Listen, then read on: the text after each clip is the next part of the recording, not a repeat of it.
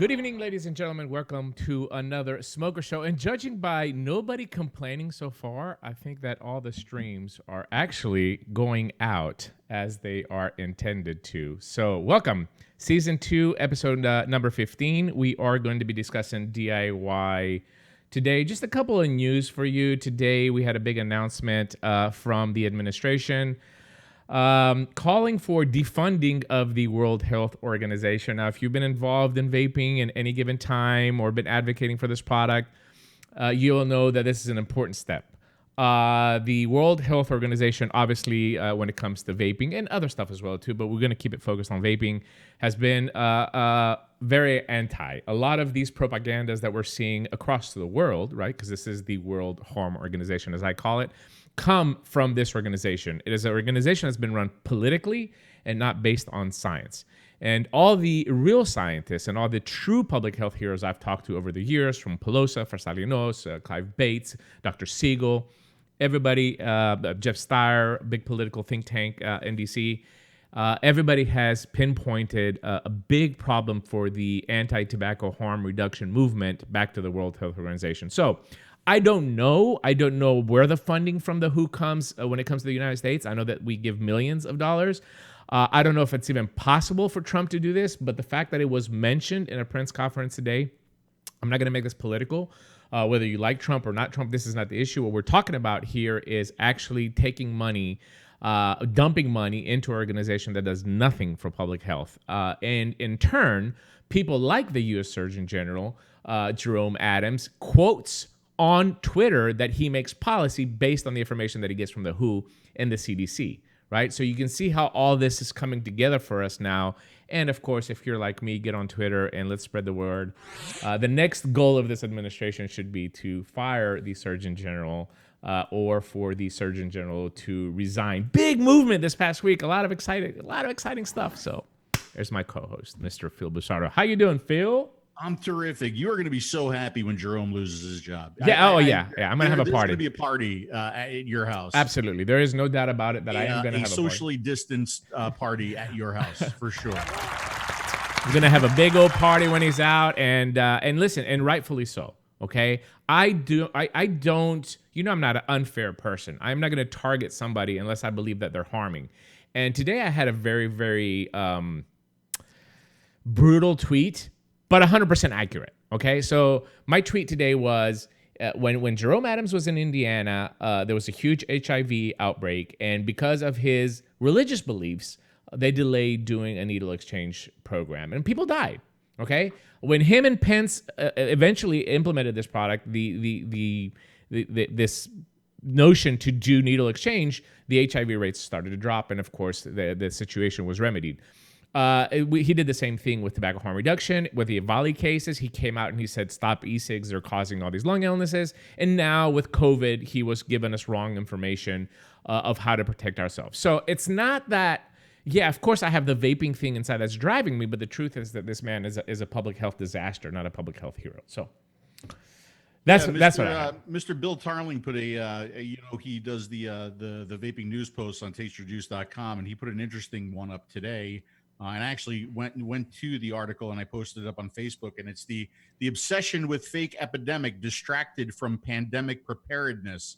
I think there's a lot of validity to that. Yeah, absolutely. By the way, if you are watching us, we are streaming on Facebook, YouTube, and Periscope. Unfortunately, I didn't have time to get Roku set up because we had a tornado here. I mean, 2 days ago, we had a tornado. I was going to ask you about that. I mean, God bless us. Once more, we had one in 2011. It wasn't as bad as that one, but a lot of people don't know, but I am a volunteer with the emergency response team. So I was a little bit concerned that we're going to get called out. I was up all night listening to the radio. We didn't get called out on that. It hit 2 neighborhoods down from me, and it was very, very specific. It was concentrated in a neighborhood where it caused a lot of the damage. But I mean, we're okay, we're safe, and that's what matters. But it's just been, between COVID and this, next week, I am 110% convinced that we're going to have a zombie attack. There's just no doubt about it. I'm prepared. I'm getting my guns greased up, and yeah. So, yeah. Kim is, they're saying my mic is a little bit low. I'm feeding a pretty good signal here. Can you bump me up a little bit? Of course I can. Of course I can bump you in your head sometimes. By the way, but just in case you didn't know, we are working on a Roku stream. If you want to go ahead and add the channel to your Roku, it's my Roku /ad/vape now /add vape now. Jeez, I can't get the words out of my mouth. But anyway, that's going to be the channel, and I will be working on it here on the next week. That's going to be my task, hopefully for the inaugural launch of the DP show next Tuesday night, 9 p.m. Eastern. DP show. So you're okay? Everything's okay with your house, your family? Everything is fine. Everything is good? How close was it to you? 2 neighborhoods over. I mean, the storm came through here. I had all the kids, the pets, and my wife down here in the basement with me, and we heard the storm come by. But the actual tornado that touched down was literally 2 neighborhoods over. And but it was very, very specific. It was small. It touched down, did damage to a very, very certain area, and then it went away. So thankfully, we haven't been called out yet. They're trying to get chainsaws out and fix the power before they allow us to go out. Maybe, you know, retarp some roofs or help some old people or stuff like that. Yeah. But we didn't have a shelter open up like we did last time. I was 4 days in the shelter last time that we had this here. So they didn't have to open up the shelter, so it wasn't as bad. Tennessee, a little bit north of me, big destruction in one of these neighborhoods over here, probably about 15, 20 minutes away from me. But 2020, man, 2020 is coming in hard. It's so sad. I mean, this is the last thing in the world like people need right now. And I agree with you. Excuse my language, but 2020 can seriously go fuck itself. Yeah, absolutely. So I did the review yesterday on the Duke 2, yes. the Vicious Ant, and I'm forcing myself to do videos right now because like I'm just in such a funk with everything that's going on, and I was getting ready to do it, and you came and you started talking to me, and you said, "Have you even seen the feeds? Do you know what's going on?" And I hadn't at that point. Yeah. And then when I looked, I was like, "Oh, Jesus Christ!" And it put me in a bad mood again, and I had to force myself even more to do the video. But I'm actually glad I did it because it kind of got my mind off of things for a little while. Yeah. Just like these shows do, right? Yeah. Just like these shows do, and I'm excited to do this show tonight. But I'm also I was hesitant, and I think you know that. I was really hesitant to do a smoker show with DIY. Yeah. Right. Sure. And we've always acknowledged the importance of DIY, but we also can't have DIY as the only solution. Correct. We still need pre-made e-liquids. We need flavors. We need all of this readily available to those people who will just never DIY. Absolutely. Right. And it's something that we've talked about for a while. I mean, literally, Yes. we sell liquid and we're doing a DIY episode. And I know some people might get upset with us, and frankly, I don't give a shit. But the truth remains that there are restrictions coming into play that could possibly force people. And by no means would I want somebody that just started vaping, and hopefully a lot of the new vapors or even smokers are watching this, to think that at some point they're not going to be able to get the product that they want to stay off cigarettes. And it's extremely important for people to learn, even for me. Even for me, I want to learn. I've never DIY'd in my life.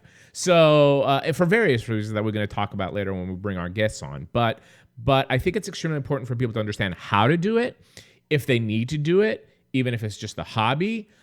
Even if it's a necessity. I mean, New York Governor Cuomo just banned all flavors in New York State, right? Yeah. I mean, and we're going to see that trend in more and more states as well. I think that's the 4th state that's passing some kind of a restriction on flavor bans.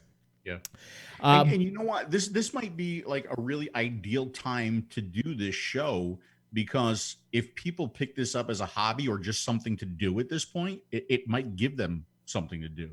Right. Yeah. And get their mind off of things and experiment making some of their own e-liquid. Yeah. I just want to mention that the phone lines are open, and please use them if you have any questions or comments for tonight's guests. 215-383-5752. It's right down there on the bottom. When you call, you press 1 so I can see you on my queue. And if you are too shy to call in, or you don't have any credit on your cell phone, or for whatever reason, you can drop a question in the chats, and then our good friend Bill Tarling, that's monitoring the chats, will relay it to me, and at some point we will get to it. But today, I mean, basic topics that we're going to talk about: obviously, do-it-yourself e-liquid, guidance. Right, we need a lot of guidance when you're starting off. This is not an easy task. Most important, safety. I mean, safety is our number one priority here on the Smoker Show. And of course, the support that you are going to get. So without further ado, I'm going to introduce my guests. I mean, you probably know these if you're in the community already. If you're not in the community, it's a have with us Wayne Walker from DIY or dievaping.com, and of course the lovely, the talented Jennifer, also known as E-Juice Fary on Twitter, and she'll tell us everywhere that she's going to begin. So take it away. No, wait a second. There's more. It's not just E-Juice Fary. It's E-Juice Fary. It's Juice Fary. It's J-Dubs or it's Winstead. I'm going to call her none of that. I'm going to call her Jennifer. I'm going to go on the record and say that Jennifer is the rapper of DIY making, apparently. I didn't know that, but yeah. I don't care. Whatever they want to call me, I'm fine. There's a couple words I don't like, but it is fantastic to have you guys on, and thanks for joining in with us. And especially, I mean, because it was kind of last minute too, so we appreciate you guys being here. So, I mean, you're very, very well known DIYers in the community, but I think we should probably start from the beginning. Tell us how you got involved with just vaping, not even DIYing, vaping, because I'm pretty sure that vaping came before DIYing for the both of you. So let's let ladies go first. So go ahead, Jennifer. In 2009, I think it was, early on in the vaping game, I didn't start vaping to quit smoking. I started vaping because I was on a health kick and I was going to the gym all the time and I was smoking, right? So when I would go to the gym, my smoking habit made me smell bad. And, you know, nobody that goes to the gym smells like cigarettes. So I picked up this e-cig from a little Chinese shop here in town, and I would vape that before I got into the gym, and instead of smoking my cigarette on the drive to the gym so that nobody would be able to tell. So it was kind of like sneaking that I was a smoker.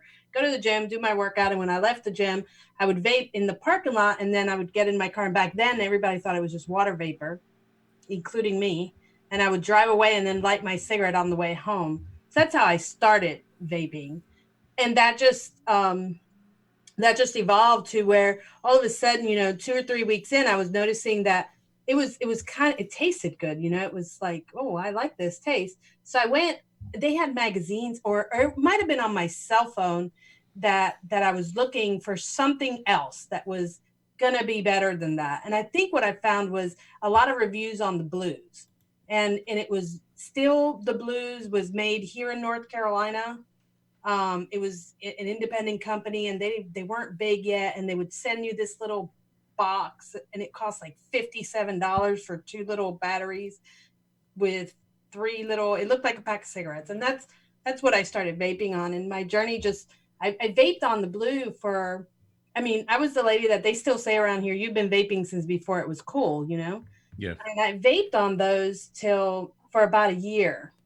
And then I had something happen with my family, and I had like this traumatic moment in family issues and stuff like that. And I got the blue batteries could not keep up with my need for nicotine. So at one point when I had both batteries dead and my spare dead, I drove to the store and picked up a pack of cigarettes, and I smoked for a good 8-9 months again. So let me ask you this. You said when you left the gym, you started with your vape and then you lit your cigarette. You just said now that you went and you bought your pack of cigarettes. What was it that got you off of the cigarettes completely?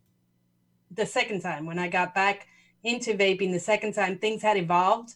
I did not go back to a blue. At that point, they had, so now we're 1.5 years in, or 1 year and 8 months in, almost 2 years in. So I'd say this was like 2010, late 2010, 2011. And I bought an Ego battery, and they still had the little plastic tops that would crack, the tags would crack, and that was all you could find. There was nothing out there yet.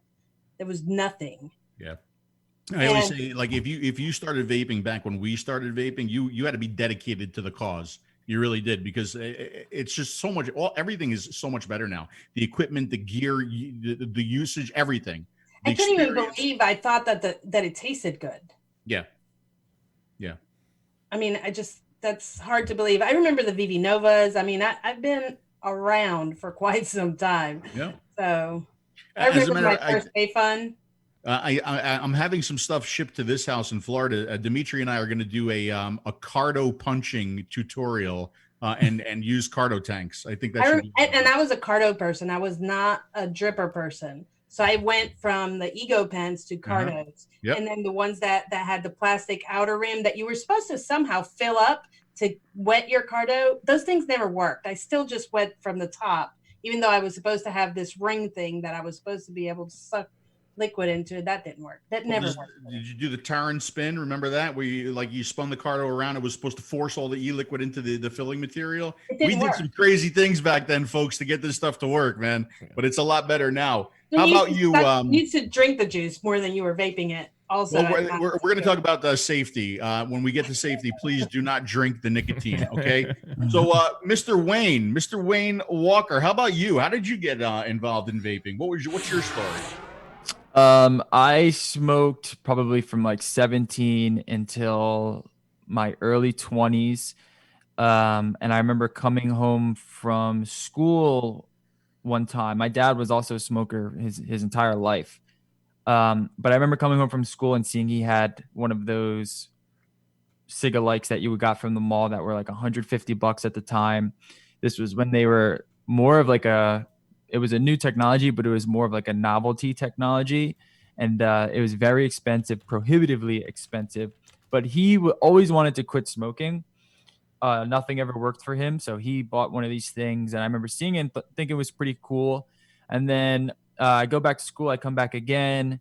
And I'm more introduced to it. I see him around a little bit more. But now my father is using like a box mod, or he's using a mech mod with this dripper on top of it, and he's blowing these crazy clouds. And that's when I started to get interested in it, because I was more of like I'm a technology geek. I like gadgets and stuff. So it took my attention, and I decided to look more into it. And I figured, why not give it a shot? I did want to quit smoking at the time. I never really had that much of an affinity to smoking. So I figured it would be a good way to kind of jump into a new way to consume nicotine. So then I with like ego pens and cardos, and I started looking more into building and dripping atomizers at the time. And all of this was really expensive at the time, but that's kind of what I liked about it. I liked the more craftsmanship of the hardware. This was, I would say the iGo-W was really popular at this time, and we started to see a lot more cloning from China, cloning a lot of these higher end products that I couldn't get my hands on. There was only a few products at the shop near me. But this sort of industry, the technology, the craftsmanship of it is really what turned me on to it and kind of stuck me in there. And then the juices, like I always thought the juices were really interesting. I probably quit smoking with this juice called Vanilla, which was like a banana vanilla juice by Epic. That's the one I can remember. And I was using a K-Fun and some sort of regulated mod at the time. It was a huge 26650 battery regulated tube mod with a K-Fun light on the top. And that's when I was like, this is really working for me, and I really enjoyed it. And I just didn't go back to smoking once I started picking it up from there. And then, of course, getting into all the building, watching all the videos on YouTube, this whole sort of like zeitgeist going on with vaping really, it really kind of just interested me. And I kind of just took it and ran with it. And then I didn't really start looking into DIY until maybe a year or so afterwards. Okay. When I started. Oh, go ahead. So I think we're going to get to DIY. Do you both remember your quit dates? No, I don't. Don't? I don't remember my quit date. Jennifer? You're muted. I don't remember my quit date because I quit twice. Okay. So what I do remember is that the first time it was in February, and the second time it was like October of 2010, I think it was. And I might have started vaping in 2008. So I don't remember my first quit day. I do remember the months. I don't remember the exact year. Okay. So we're going to get to your experiences like with DIY and how you got started with DIY. But I want to ask like this question. When you started with DIY, was it mostly because I want to make a better flavor, or I want to save money on e-liquid? What was it that really that was, or was there some other motivation that got you guys started in DIY? Well, I'll start with that one because I started way when there was no vape shops. So everything and anything you ordered, a lot of it was coming from China. You ordered it, it was $10, $15. There were a couple of e-liquid companies out there, but you were getting a 15 mil for like $20 or $30 and you couldn't taste it ahead of time. So not knowing what I was getting and ordering all these liquids, and half of them I couldn't vape, that they gave me I have sensitivities. I just somehow was like, there's got to be a better, easier way to do this than to keep ordering from these websites or going to the Chinese shops and getting, they had little drams and they were obviously in different languages in little brown bottles. And I just wanted to make something I can vape. So that's interesting, because for you then it was like almost like availability and being able to try the liquids without, like dedicating X amount of dollars to a large bottle, right? And you don't know if you're going to like it, which is really interesting, because Dimitri and I were talking about just this on the last Smoker Show. We were sending like people or websites that still have little sample bottles. Remember that? You used to be able to order like a whole bunch of little sample bottles from. But even the little 5 mil bottles, yeah. Sell, even those were like $10. Yeah. I used to drop easily about $75 a month just ordering a bunch of little 10 mils to even get one of those that I might be able to vape. Yeah. What about you, Wayne? What was the what really did it for you? What were you after when you first DIYing? Oh, it was definitely cost. Cost. Juice was very expensive, and once you start getting into like building and getting into just kind of the hobbyist side of vaping, you're going through a lot of juice. And I was also, my father was also vaping, and I was with him at the time, and we were just blowing through juice. So I remember we went to a shop once and we saw that they were making e-liquid. They had like an e-liquid bar there, and I saw what they were doing, and I was like, if these guys can make their own juice, then it can't be that difficult. I just need to figure out, how to get this stuff. Right. And it was like that, but it was solely cost. There was like a creative aspect to it, but cost is what made me, get that initial investment into it. Hey, Wayne, did you compare? If I can just interfere, did you compare it at the time with versus cigarettes? Okay, so I mean, I think a fair comparison is not just the liquid by itself, but like when we talk about science, we always want to compare vaping versus cigarettes because it's an alternative. And I think that the pricing structure is the same as well too. So when we're looking at the pricing structure, did you compare it versus cigarettes, or you just compared it overall as the cost of the liquid itself? I was taking it more as the total cost of it all, because for me, again, I was more interested into the hobbying side. I wasn't just doing it to stay off of smoking. So you're buying wire, I'm buying new mods, I'm buying new atomizers, and all of this added up to the cost, as well as the e-liquid that we're just flying through. For my father, he didn't care about anything like that. He just wanted his juice. And I said, why? I'm getting him a lot of juice, so why not try to get this at a cheaper cost? But yeah, that really wasn't a factor for me. Comparing the cost to cigarettes. Okay. Did either of you ever like do a cost analysis, like to figure out like the difference between like DIYing and of course you're looking at averages, right? I did the cost comparison to cigarettes because my husband and I were both smokers, and at the time, and I don't even know what cigarettes cost these days, but at the time the type of cigarettes we were smoking were $5.75. I'm in North Carolina, so of course cigarettes are cheaper here than a lot of places in the country. Tobacco country. Yeah, and he's a 2-pack a day smoker, and I was a 1-pack a day. So that's 3 packs a day. That's $15 a day. So when I started vaping, I vowed to myself that I was going to cut that cost in half. And I didn't care. I could buy all the equipment and all the liquid I wanted to, as long as I was spending $7.50 a day. And I'm a banker by trade. So I did the math, did the spreadsheet. I knew how much we were allowed to spend. And one of the things that drove me to DIY was when my expenses to try to find a liquid that we can vape was equaling the same as a pack of cigarettes. Because at the time, I don't think I was even waging my health. The flavors, it was just a matter of, okay, I don't smell bad. At the time I was a banker in a branch. I don't smell bad when my customers come in. So this is cool. That was what got me. It wasn't even to quit smoking. Quitting smoking came on accident. Okay, so we're gonna start talking about like how people can get started, but I just want to jump in here and say like another thing in addition to like cost cutting and being able to try without investing money, but I also think there's a control factor. You have control that you don't have when you're just buying off the shelf liquid. You can control how much flavoring is being used. You can control if you want to use sweetener, if you don't want to use sweetener. You have control over the types of flavoring. You have control over not getting diacetyl in your liquid. We'll talk about that too. So I think there's also like a big control factor when it comes to DIY. Can you guys comment on that? Which if I can just interfere here just 1 second, there's a question in the chat that actually matches exactly what Phil said.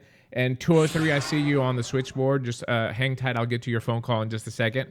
But the question is, obviously, this is a question for everybody here. It's kind of directed to me and Phil, but I think that the experts should be able to answer that. But with the goal of DIY, I'm guessing that's with the goal of DIY being to use less flavor sweet concentrates and sweetener than the commercial e-juice to the e-liquid that's available now to achieve the same results, and of course costing obviously with less cost to produce as well too. But sweeteners is something that we're really going to touch on today as well too. So hang tight on the answer here.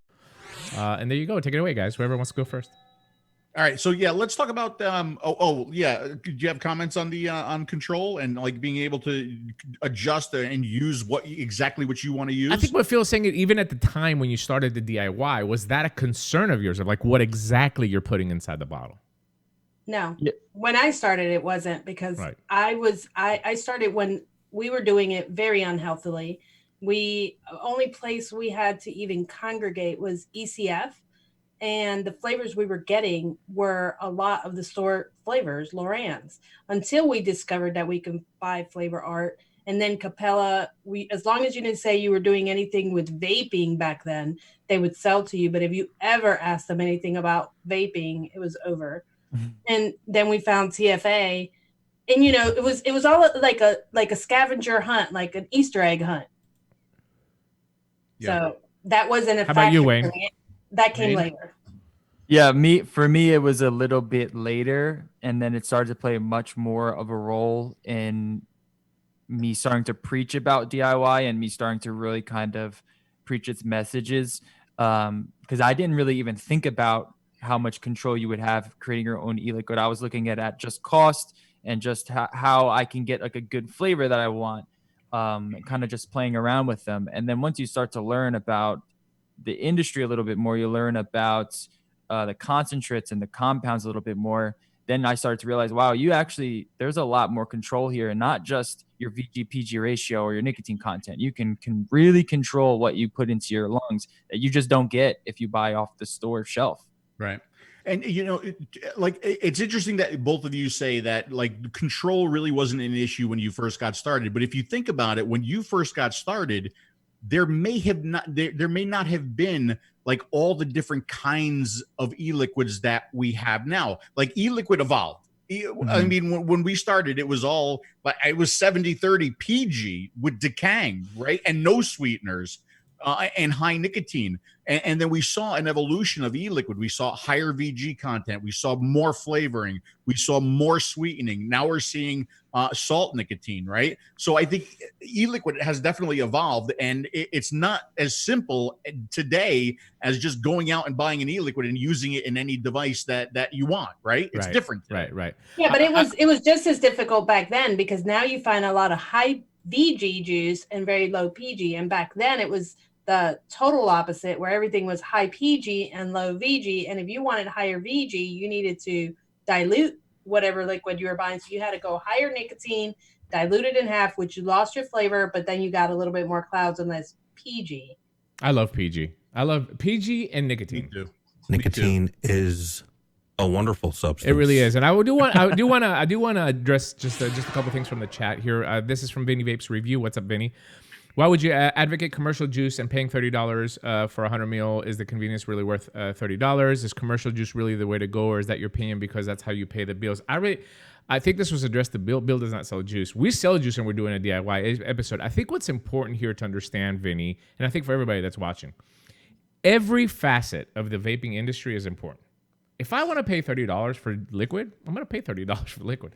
I mean, that's my prerogative. If I have $30 to spend for liquid, if I don't, or if I want to save money, if I want to spend pennies to make liquid because you can, absolutely. And I think the reason why we're covering this in this show is because of that. It's just as important as mouth-to-lungers. It's just as important as sub-ohmers. It's just as important the people that are using pods or blues or jewels.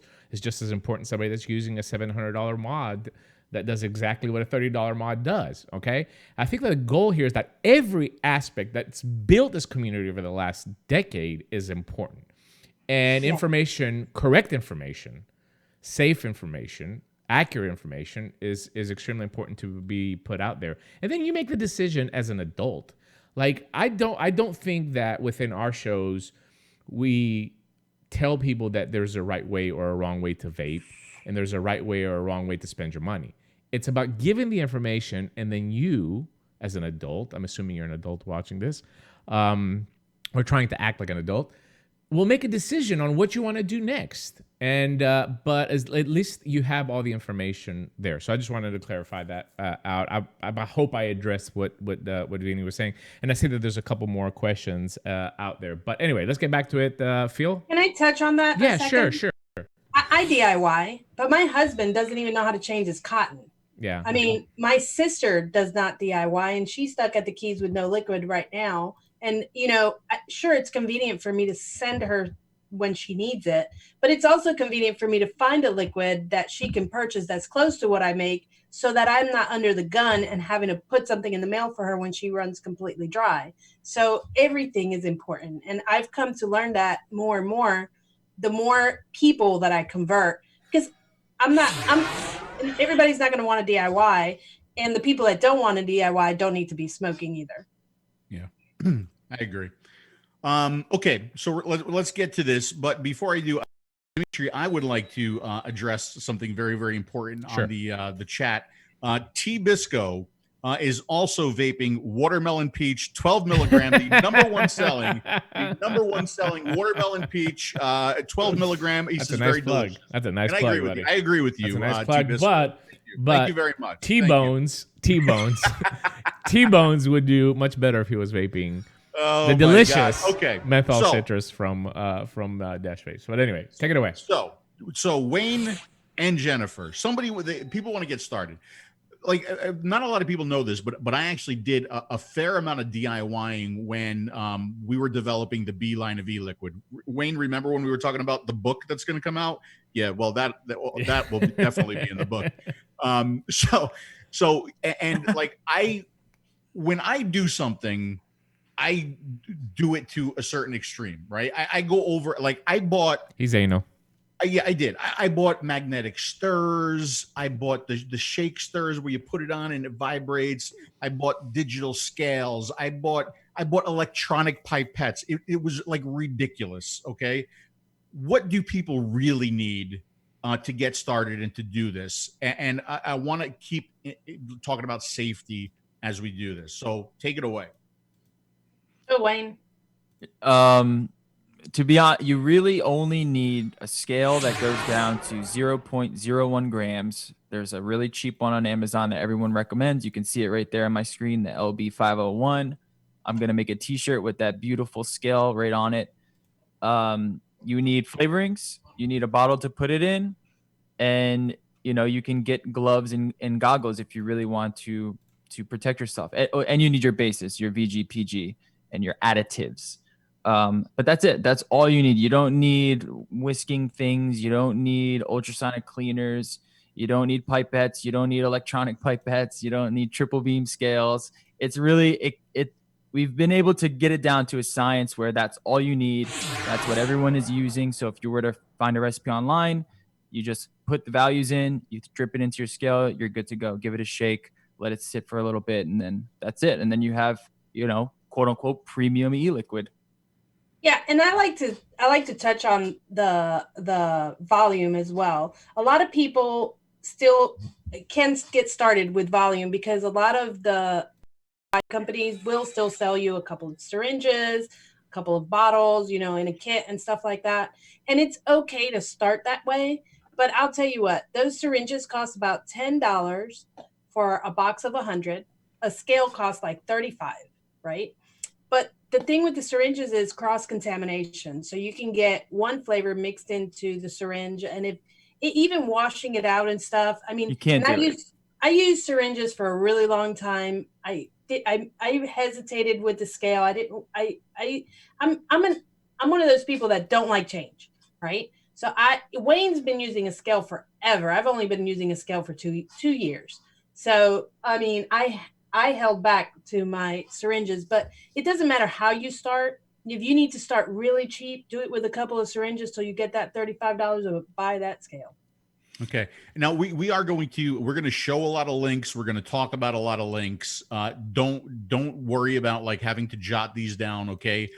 They are with the replay on tasteyourjuice.com. So don't worry. We'll have all of the links available to you guys for recipes, for tools, for equipment, for raw ingredients. We're going to have everything for you guys if you want to get started. Okay. You talked about bottles. I'm just curious about this. Bottles. Like when I first started vaping, everything came in one bottle. It was a little bottle, and it was squishy, and it wasn't see-through, right? And then it seems like, yeah, like that, right? And then we got, is it the PET bottle, which is the clear bottle, I think? And then we went to glass. Yeah, there you go. So what's the best, or does it matter? Why choose one over the other? Thank you, Jennifer, for having everything available and ready to go. You would choose glass if you wanted the best possible storage method. Glass is the best. It's not going to leak any oxygen. It's going to protect, if you have like like one of those brown amber glass bottles, it's going to protect against any UV rays, which can degrade the product a little bit. But if you just need something to kind of carry around with you, and you're going to vape that liquid within the month that, you know, it's going to go bad in, then plastic is perfectly fine. And that's what I personally use for my all day vapes. You know, chances are I'm going to go through this liquid before it even thinks about degrading at all. So, you know, it's really what your cost is. If you want something cheap, you can go the LDPE bottles on Amazon. You know, they squeeze really easily. If you want something that's for longer storage and that's just, you know, going to protect your e-liquid a little more, then I would recommend a glass bottle. And the thing I say about glass bottles is, though, if you start with, I recommend plastic as well, because it's easy to just discard and keep moving, right? But I don't know if that's wasteful, or, I mean, I've just been doing this a long time, and so I use plastic. But I did use glass for a long time because you can wash those bottles, and you get a baby bottle and you get in there and you wash it. But that's the most tedious, most horrible part of DIY. So if you hate having to set aside a day to clean all your atomizers and clean them out and put new coils in them, you're going to hate washing bottles. Yeah. Mm-hmm. Yeah. Now, Wayne said something interesting, and I want to talk about that. Wayne talked about degradation of liquid, right? And you talked about a brown bottle versus a clear bottle, because a brown bottle is going to protect UV, right? And I've learned some of this, you know, doing the DIY. When you talk about degradation of liquid, you're talking about nicotine degradation, correct? Not necessarily flavor degradation. Nicotine is the main component that's going to degrade, but the flavor can also degrade as well. It's not going to go bad. Some people think like flavorings can spoil. They're not going to go bad. You know, it's not like if you left milk out, how it would spoil and taste like shit. It's just going to lose flavor, and it's going to be less potent in its flavor. But the nicotine, if that degrades, then that can ruin the product. It can become too harsh. It can impart a nasty, almost like hay-like aroma to your e-liquid, and just kind of ruin it and not be enjoyable. So when you get like a storage option for like a bottle, you want to protect against UV, you want to protect against heat, and you want to protect against oxygen. Those are the three things that are going to degrade the nicotine the fastest. So as long as you protect against that stuff, then the product should last quite a long time. So let's talk about quite a long time, right? I do see that we have a couple of phone calls. I just want to let them know that just be patient. We will get to your phone calls as soon as we cover a little bit of this basic, so we won't get sidetracked, because I know sometimes with this phone calls we can get sidetracked. I just wanted to put that out there. Go ahead, Phil. Thanks, D. So let's talk about the components, right? So you've got PG, you've got VG, you've got flavoring, you've got nicotine, and then you have the final product, right? what's the rule of thumb with coils for me and Dimitri? You always say change your coil once a week, right? How long does the final product last? What's the rule of thumb? I think it's a year, right? And how long do the ingredients last? And how do you keep them? Do you keep them in a refrigerator? Talk to that. Again, that depends on the bottle that you're keeping it in, just like Wayne said. So this is a soft, squishy bottle, and this is a harder bottle. I would say that this bottle will hold my liquid in it for about 6 months, but this one probably around 3 months, because oxygen does enter and exit through this type of plastic a lot easier than it can this. However, this flip top makes it easier for the oxygen to get in. If you had a regular top on it that was closed off, you can set this aside and it can last up to the year, like you said, with glass. But once you put something that is going to allow oxygen in and out, it can degrade faster. So I would say my rule of thumb is 6 months. Once it's open, 6 months. Okay. 3 months for these. That's a pretty good rule of thumb, 6 months for a finished product. If you store everything like perfectly, then you can definitely get a year out of it. Especially if it's in if it's stored perfectly, you can get a year out of your finished product, probably even longer. A lot of people ask me how long flavorings last. I mean, I have flavorings that have been sitting for 5 years, just in regular plastic, in room temperature, and maybe the flavor has degraded a little bit, where they're a little less potent, but they're still usable. Your flavorings will last a really long time. They're chemicals. You're also not opening them up quite as often as you would a juice. Correct. Yeah. I mean, if you have a flavoring that's sitting on your shelf for 5 years, you're probably not using it anyway. So, it might be time to replace it. But they do last a long time. You don't have to worry about replacing them every, few months. Yeah, I think my beef flavors are probably even older than 5 years. We should mix some of them and see how they taste. But all right. So what about nicotine? How long does nicotine last? Do you keep it in a refrigerator? And let's talk about where you get your nicotine, what the strength is, and what do you need to know to work with the nicotine? So I get my nicotine from Liquid Barn. They have a great product. I've gotten from them for many, many years now. And the main reason I get it from them, other than the fact that they send me nicotine to use, is that their storage option, it's a good plastic bottle with the twist top. It's easy for me to pour, but it might not be the best for long-term storage if you wanted to store in like a freezer or something. In that case, you would want to transfer that into glass. But nicotine will last you just, I would say, a good 2 years. If you stored it in glass, you made sure there was no oxygen to it, you were limiting your exposure to oxygen, and you kept it out of the heat, it should last you a few years. Okay. And in a freezer, I don't think we have like a concrete answer. No, I would imagine I've stored it in the freezer 5 years, pulled it out to see if it was still good, and I did it a test. I did it 5 years ago in a sealed. I did put it in glass. I did use the dropper bottle, and it was brown amber, and I did put aluminum foil around it, and I put it in the back of the freezer, and then pulled it out sometime last June when everything started looking crazy, just to see where I was with it, so I could plan ahead for long-term storage. And it was fine. It was fine. Right. As good as the first day I got it. And Jennifer, where do you get your e-liquid from? My nicotine? Your nicotine, rather, yeah. Well, I buy Liquid Barn as well if I wanted to get a base, but I do like 𝗦𝗪𝗔𝗬𝗟𝗏 nicotine is my favorite, because I do not like strong throat hit, and I do vape regular nicotine in my MTLs at anywhere between 12 and 18. So that the other nicotine tends to hit my throat a little harder, and I'm not big on throat hit. So I like 𝗦𝗪𝗔𝗬𝗟𝗏, and they sell that at Heartland Vapes. It's the black label premium nicotine. Yeah, that's interesting. Like, people are going to like different things, right? Me, I'm a throat hit junkie, right? The harder it hits the back of my throat, the happier I am. So that I'm looking for a nicotine with more throat hit.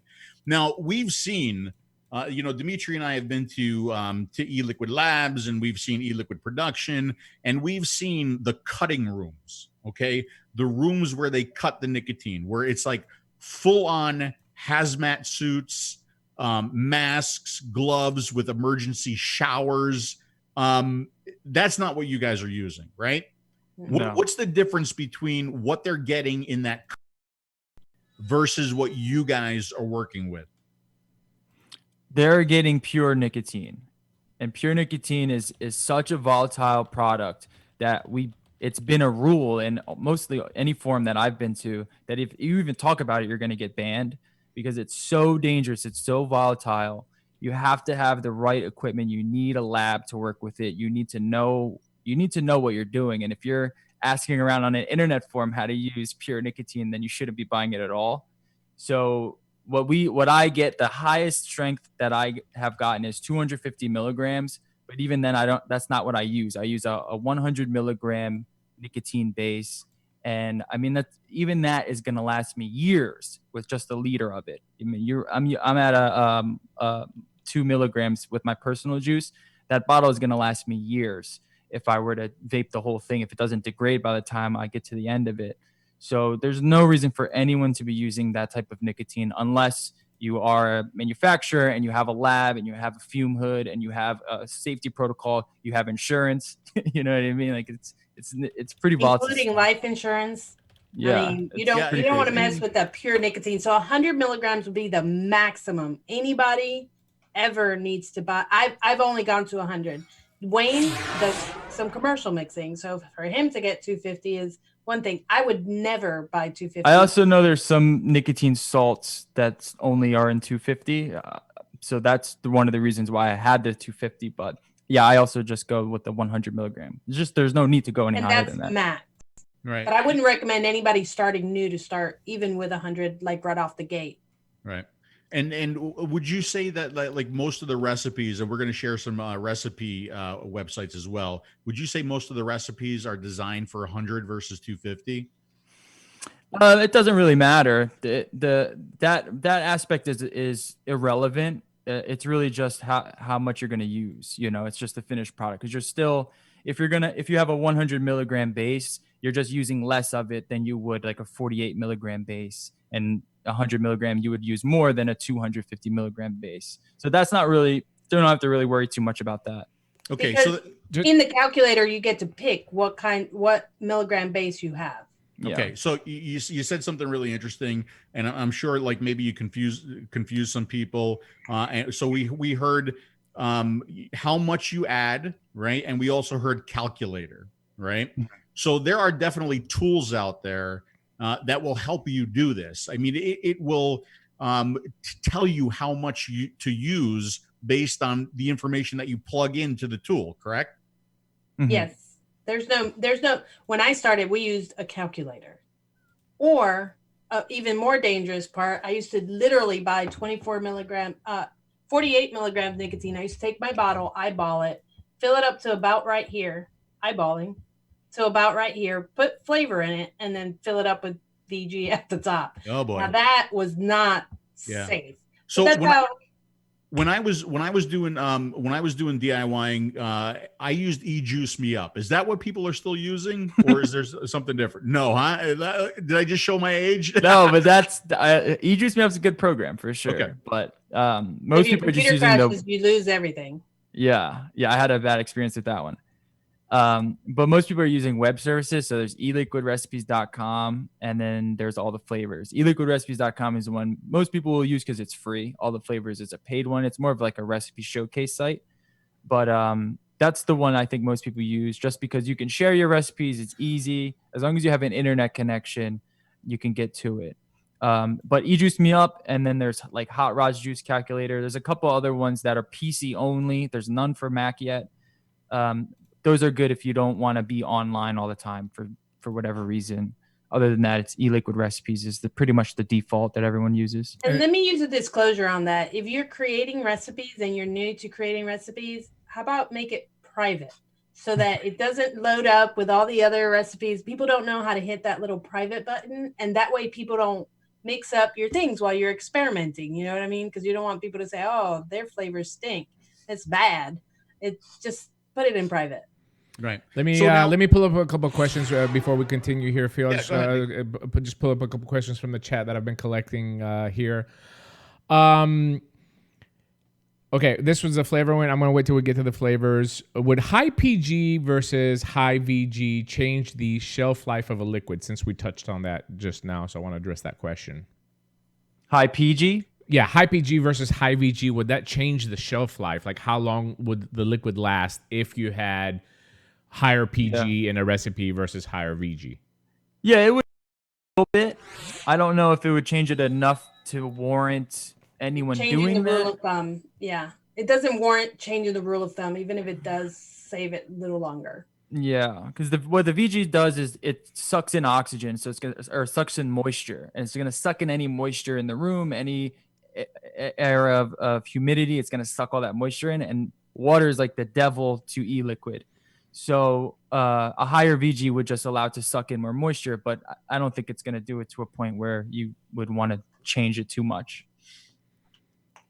All right, before we get into the flavorings, let me go ahead and bring in a couple of calls. I've been waiting very, very patiently. Let's just go ahead and bring 203. You're on the air on the Smoker Show. What is your name? Where are you calling from? Hey, my name is Zachariah. I'm calling from Connecticut. Hey, Zach, what's up? Hey, so yeah, I've been listening to you guys a long time here. One funny thing you guys were talking about was doing the show where you're going to do the tutorial on cardo punches. Yeah. Well, there was a little tool that was sitting in a little box of mine. It's hanging out in the garage about 3 years ago. And I'm looking at it and I can't figure out what it is. And I said, screw it. So I put it on my keychain. And then about a year, maybe 6 months ago, actually, watching a video with Suck My Mod and Grim Green. They're talking about the history of vaping. Mm-hmm. And they're talking about cardo punches. And like an amnesia patient, it just comes to me what this thing is I've been sitting here holding on to for about 4 years as a cardo punch that I had picked up from back in maybe 2012 when I had very first started getting into a little more the hobbyist side of vaping. And so Yeah. That's funny. That alone just, cracked. It kind of cracked me up that I was carrying around this little piece of, I call cowboy vape history. Absolutely. I tell you what, when I think of cardo punches and when I think of cardo tanks, I think 𝗦𝗢𝗪. That is the name that I remember. Oh. 𝗦𝗢𝗪 had the best cardo punches. He had the best cardo tanks. And that is the person that I think about when I think about cardo punches. But I tell you what, before I punched cardos, I slotted cardos with the Dremel. We should do that too, D. Yeah. Oh, that sounds like a lot of fun. Not. Oh, I no, never yeah, I did remember. it. I never did it. I never used cardo tanks. I didn't. I would just. Number one, bro, it's just way too much work. Number two, I never had luck with them. They always flooded on me, no matter what I did. Keep in mind we were using higher PG. They were finicky little things. Yeah. You would buy some that were pre-punched. I always had just. I originally started out just using the cartomizers, like a blue. And then had switched over to the cartomizers. Right. And then, so to just one thing I always wanted to tell, because I watch you guys all the time, I always wanted to tell Phil this. My very first mod was the 𝗦𝗪𝗓. Oh yeah. And the great thing about this little 𝗦𝗪𝗓 was, if you remember, the thing that you hated about it was that it called you Lou when the battery died. Well, to this day, that's still what I say whenever my geek vape, where it says low battery, I'm still like, this damn thing is Lou. And I take the batteries out and pull them in. And I always wanted to tell you that, if you remember that's the thing you hated the most about it, is that's what it called you. That's funny. That is amazing. But that brings back some memories. But when you think about it, when you think about the cardo tank and the cardo punch, the cardo tank and the cardo punch is the father and mother of every single tank that we have out there that uses a replaceable coil. That's where it started. Yep. Right? Yeah. And I was a dual user for a while. I actually I'm almost to a year of smoke free. Like I said, I started out, it was a dual user thing. I always rolled my own cigarettes, and then I switched from that to Lucky Strikes, and that was just my main brand. And I kind of always told myself, whenever I hit 30 years old is when I had to stop the smoking, because somewhere I heard a study about you have a better chance of reversing the ill effects of smoking. It's never too late. Never too late, baby. Never too late. I got to 30. Yeah, never too late. Exactly.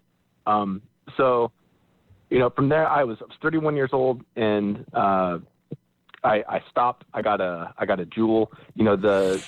everything had evolved. It was way different than when it very first started out. So it was something that didn't satisfy me, and that's something I always wanted to. I always tell people, I said, if you gave it a shot back then and didn't satisfy you, try it now. You know, as long as I don't support Juul, they are what got me to quit in that first month. Yeah. You know, it was once I got the vape, I got it and I was done. Yeah. Completely done. And it was in the time of everything going on. I mean, this is in June 22nd will be my 1 year. And that's when everything was, you know, it was the shit was hitting the storm. And that did not deter me from the food that you guys spoke and everyone else that's out there. Yeah. And that's what fueled me. And so I always wanted to, you know, tell you guys that's something Zach. I really appreciated. We certainly appreciate the call. Well, Thanks a lot for the call. calling in, and congratulations. And hopefully, you know, one thing that thanks a lot for calling in, Zach. One thing that we can take away from this, Phil, and I think for people that are listening to the show, the reason why I like calls like that is because you can do it, right? I mean, if you are determined to quit smoking, the tools are there. Vaping today is much different than maybe when you tried it 2 years ago. Definitely more different than it was 4 years ago, and by magnitudes better than it was 10 years ago if you tried to quit smoking. So just because you tried vaping and failed once does not mean you should not try again, because how many times have we tried to quit cold turkey and failed, used gum and failed, used hypnosis, whatever you used, we tried multiple times in our life to quit smoking, and we failed. So just because you failed once with vaping doesn't mean that vaping does not work. And prime example is a guy like Zach that called in and said, you know, I was a dual user, nothing wrong with that. And then eventually he got to the point where he quit smoking. So great story. It is a good story. And, you know, you just reaffirmed something that I say a lot too. I mean, look, if you can't find something today that gets you off the cigarettes, you don't want to quit. You just don't want to quit. Don't want to quit. It's absolutely right. All right. Because there's plenty of really good product, all kinds of different styles, e-liquids, nicotine types. Now there's plenty of stuff for you guys to or you find. can DIY. Or you can DIY. 262. You're on the air with Smoker Show. What's your name? Where you calling from? My name is Chris. I'm calling from Wisconsin. Hey, Wisconsin. What's up, Chris? What's going on? What's going on? I guess I have a question for you, Dimitri. This is on the PMTA side. Sure. I guess all of you are more or less a question, I guess, for all of you. This application is so complicated and so expensive that do you feel, or any of you feel, that this is more or less a direct attempt to consolidate the industry? Okay. Do you guys want me to answer that, or does anybody want to take a swing at it? Because that's my You know, my specialty. Yeah, I mean, I'm think doing 90 PMTAs right now. You're probably the one that should talk to it, but I also think that is probably a better question. So let's not spend too much time on it. That's a better question for our live show. Not necessarily. Yeah. the Smoker I Show. might just do a little bit of Facebook Live on this specifically, but I will tell you that it's not a conspiracy to put a PMTA to eliminate vaping. Okay, so I think that we have to be honest as a vaping industry and talk about the good stuff and the bad stuff. And it's not fair to say that the PMTA was formed to eliminate competition and consolidate, because the PMTA was put into play back in 2007. Okay, this was the tool. This was the tool that the government decided with the big tobacco companies to say, okay, listen, we're not going to get sued. We're going to give you all this money, but you're not going to be able to bring out a new tobacco product on the market unless you pass this extremely burdensome application, which is called the pre-market tobacco application. Okay, so this was back in 2007. So there's no way at 2007 could they have known that vaping would have taken over like they did right now. However, the FDA only has this tool based on what Congress gave them to get your product on the market today, unfortunately. Okay? Having said that, the PMTA process is difficult. The PMTA process is expensive. I mean, it's fairly gotten a little bit cheaper in the last year with a lot of the work that we've done with bridging and with working with coalitions. It's still expensive. However, it is the only way that the industry will be legitimized in America, period. We're seeing that right now with states like New York that says if your product receives a PMTA, it'll be allowed to be sold in the state, meaning that once the FDA gives approval for your product, then a lot of people will back off you. So I don't think necessarily that it was a design plan to consolidate, but it certainly does separate the bigger players from the smaller players, and of course the people that can spend a lot of money on a PMTA versus people that can spend little money to the PMTA or even no money to PMTA. Look, we're in America. Okay.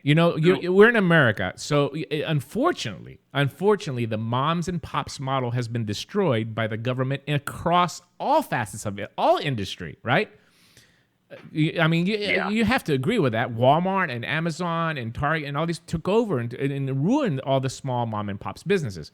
The best advice that I could give to anybody that's a small time e-liquid maker right now is consolidate, meaning join forces with 3 or 4 other guys that make liquid and try to pass 3 or 4 products through a PMTA.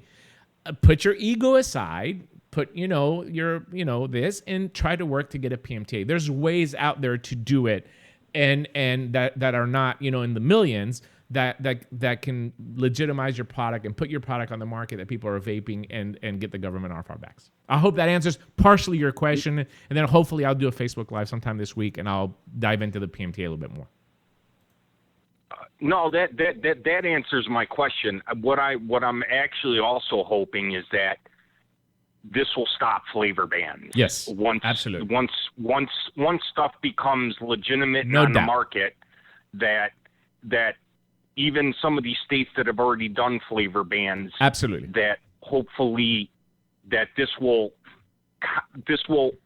basically say, okay, you've done a flavor ban, but this is federally regulated now. Right. You can't say that we can't sell this. You can't. The states can't say, oh, well, you Absolutely. can't sell it anymore. Absolutely. Still, That's why That's I've what always I'm- that's what I'm always hoping. maintained. If a state tries to ban, you can go to the state and say, hold on a second, you're banning a product that the Food and Drug Administration has approved for sale, has given a market authorization, and clearly says it's less harmful than cigarettes. So then it's going to become a media circus if somebody tries to ban this product from being sold into the state. So I totally agree with you. Okay, All you right. know what? And that's what brings me. I'll let you go after this, but that's what brings me hope is that once these things get finalized, these states can't do this authoritarian Yes. stuff they've been doing. Stay That's- positive. That's Stay for the- positive. that's- I have yeah. a good feeling we're going to be okay, my friend. Exotic right, guarantees hey. that we're going to be okay. All right? All right, Have love a you good guys. one, my friend. Take Love you care, too, man. brother. Thanks a lot for calling in. I hope I didn't take too much time with that. But anyway, carry on.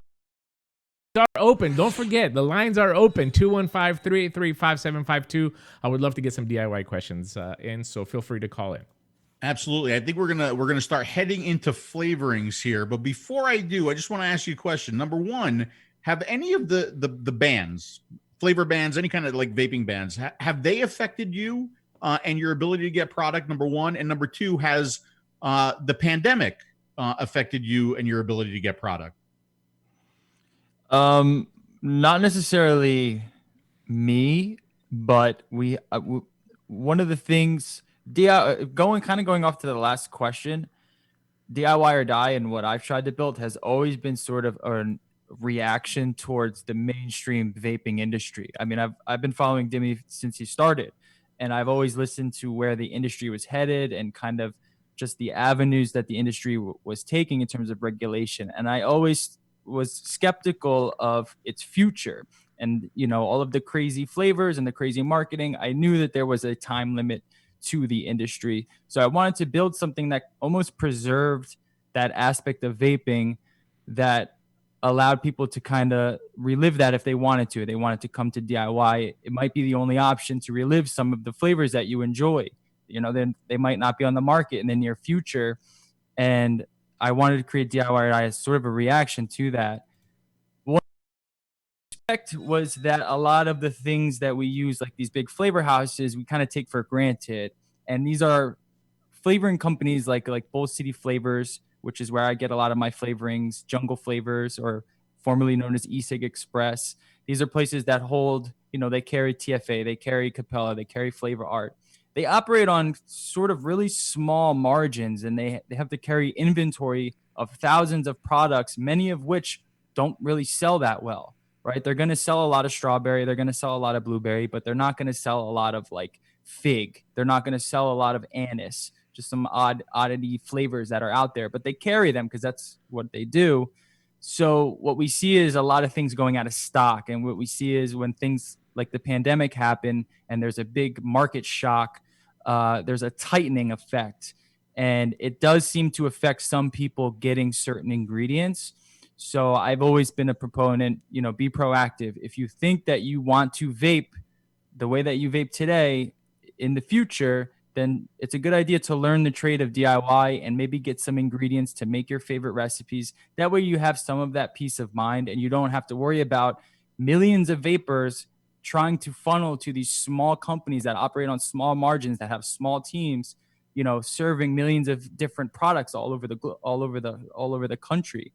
It's just something that we didn't really expect to see until something like the pandemic showed up.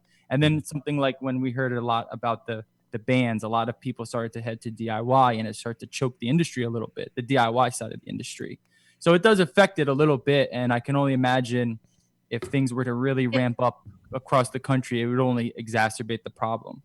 And the one thing that has always been a worry to me, because I'm a proactive long-term thinker, has been the U.S., just the way that they're regulating nicotine itself. Mm-hmm. So maybe if they add a per mil tax on actual flavorless nicotine itself, that could affect us. And that's the only place that makes me a little bit worried for the future. But other than that, flavorings, we can get them direct. It's not as convenient when you have to go to 4 different direct companies to buy the flavors that you want versus getting them from our flavor houses. And our flavor houses have been affected by the pandemic, maybe not so much as far as their shipping and stuff. Actually, there's one that closed down because their state has everybody on lockdown, but they're getting things slower in. So I don't know. So far they are still operational. Here's a question from Facebook. What does the flavor ban mean for New York for DIY? Does anybody want to tackle that? It means, from what I know, I'm not too well versed in New York's ban, but from what I know, the flavorings in your VGPG should be okay. It's if they deem nicotine as a substance that you can vape, right? So like a nicotine base, 100 milligram nicotine base, I don't think you can vape that. And I'm not sure if they can classify that as a finished product that is vapable. Therefore, it shouldn't fall underneath that ban. But then again, you have to deal with companies that have to ship it to you. And what we saw in Massachusetts and their vapor ban, Liquid Barn, which is the company I get my nicotine from, they no longer sell to Massachusetts. So you still have to rely on companies to ship you products. And if something like that happens, it might scare them, especially if they're trying to be part of the legitimate scene and they might not want to jeopardize anything in the future. They might try to play it really safe and say, okay, if your state says no vaping, we're just not going to ship to you. So it is a little bit of a worry there. But for the most part, I don't think there's too much of a worry yet, at least in New York. Yeah, and I just wanted to jump in here because the laws are, again, one of my specialties. I'm sure you as far as the DIY is concerned, there's absolutely no state law right now that has any restrictions on you making your own liquid. Even in states like we saw with New York, and I've read the law as it was written in New York extensively for my clients, and even the law clearly is more of a monopoly of what products are going to be sold.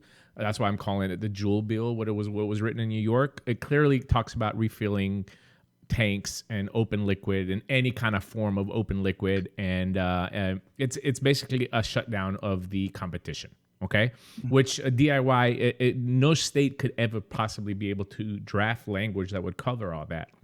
And even if they attempted to, I guarantee you that there would be a way around it. And the reason why I say that is because our industry, meaning the vaping industry, has always overcome these challenges over the last 10 years. I can't stress this enough. We've talked about it in the past with Phil. This entire industry was built by us. And by us, I mean every, again, little aspect within the industry, including sub-ohmers, MTLers, modders, DIYers, e-liquid guys. All of us will always overcome because we believe in the product and we believe that we're bettering our health. And when that is your top priority and you want to help people, you always find ways to do it. Prime example is the European Union. All right, the Tobacco Products Directive, where a lot of it when it came out was really, really bad with a lot of hard work for some people. It was drafted into some language that was tolerable, right? Not the best language out there by far. But we saw that in countries that really try to enforce it, like Germany and some other countries that were really, really pressed by lobbying of big tobacco and big pharmaceutical, the vapors overcame. We saw the short field model that came across. We saw nicotine shots in countries like my country, Greece. We saw the shake and vape model come. There's always going to be a way to overcome because we believe into the product and because the product is so versatile and the product is so, you can vape literally 1,000 different ways, right? It's not a cigarette. It's not as simple as a cigarette to regulate. It's going to be very, very hard to see any kind of restrictions on DIY, I think, in the United States, especially on a state-by-state basis. So I hope that answers your question. Do you agree that there's nicotine that we can get? I mean, yeah. Do I believe that? Yeah, it could possibly be. Again, it's going to be very, very hard to enforce in any kind of shape or form. I do believe that there will be PMTA on nicotine shots. There's no doubt about it. I do believe that there might be a little bit of a attempt for taxation on the product, right? Meaning just nicotine by itself. But as far as nicotine being substance controlled, no, it's impossible. There's just way too many industries that are using nicotine. It's not just us, believe it or not. Right. We're probably one of the smallest industries that are using nicotine in the form that we're using it in cut nicotine. So no, I don't anticipate any of that. Hey, I want to get back to DIYing, but I got one more question for Dimitri since we're talking about the law here. Okay. What about the way they're doing it overseas, D? What about like shake and vape or short bills? Is that a possibility for New York based on your understanding of the law? No. Unfortunately, when we're talking about a finished product, they don't care if it has nicotine or not. We're talking about a finished product. When it's a finished product that goes into a refillable container, it's banned. So shake and vape is not it's not an option, or short fill is just not an option for New York. They don't care if it's a nicotine or anything. If it's a bottle with a finished product, and finished product is the key here. That's why I'm saying it doesn't affect DIY. Any kind of finished product that you can actually put somewhere and vape it, refill a container, is banned.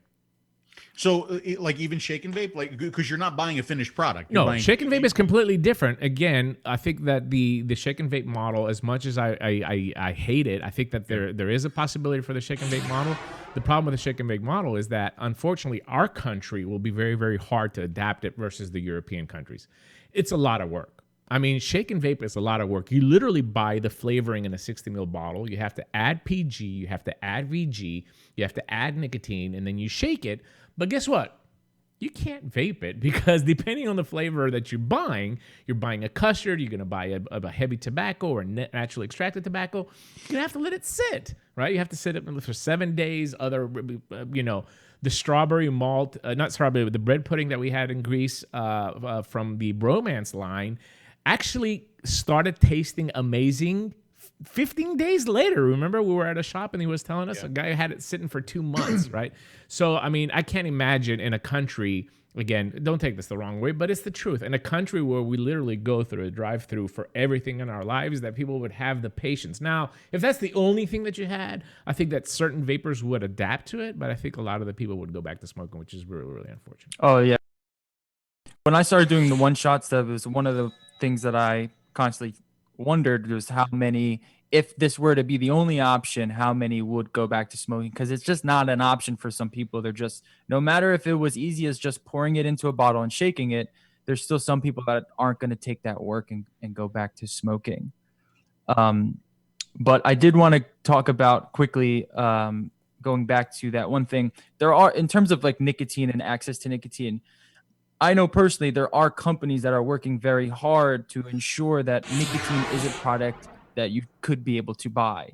And it's just not a free for all. There are companies that are actively trying to make sure that, their business lasts, that it's not just going to end when the time comes, that they're going to, fight for their right to be a business. So we'll see. All right. Okay. All right. Moving Let's along. let's get back to DIY. Can we do that for a little while? Yeah, let's do it. All right. So flavorings. Let's talk about flavorings. There's a lot of different flavor houses out there. Why is one strawberry better than another strawberry? Can I just go to the supermarket and buy flavorings there? Talk to us about flavorings. Do not buy flavors at a supermarket. Why? I just wanted to get that off my chest. Why? Well, for many reasons. First of all, they're going to have preservatives in them. They could be made out of alcohol. They could have sugar syrup. There could be all kinds of compounds in there that you do not want. Plus, they're watered down. Remember Wayne said that water is the devil to vaping? Well, a lot of store-bought flavorings have a certain amount of water content, and they don't have to tell you exactly what the percentage is. So you want concentrated flavorings.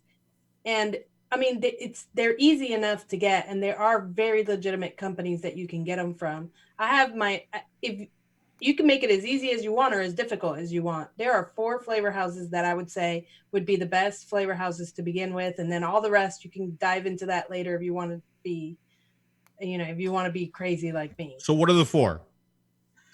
I would say it would be Flavor Art, the Flavor Apprentice, Capella, and Flavora.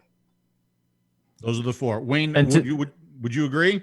Yes, I would agree. And to be a little bit more specific, the only 2 flavor houses that are specifically created for vaping are Flavor Art and Flavora. Their business models rely on creating flavorings for vaping. Any other company, they're multi-purpose flavorings. We use them. They're still PG-based flavorings, and they do make sure that at least their newer stuff, they make sure that vaping, that you can use them in vapes. But those are the 2 companies that are made specific for vaping. And I think that's terrific that you talked about that, because I want to talk about that a whole lot more, actually. But also, like concentrations, right? A Capella strawberry is not as strong, I believe, as a Flavor Art strawberry. I believe Flavor Art is a very, very concentrated flavoring compared to the others. Is that true? For the most part, I would agree. I would agree too. With that said, Capella's is sweeter. Flavor Art's quality is better. Yeah. Okay. So I mean, every flavor house has their own Gem.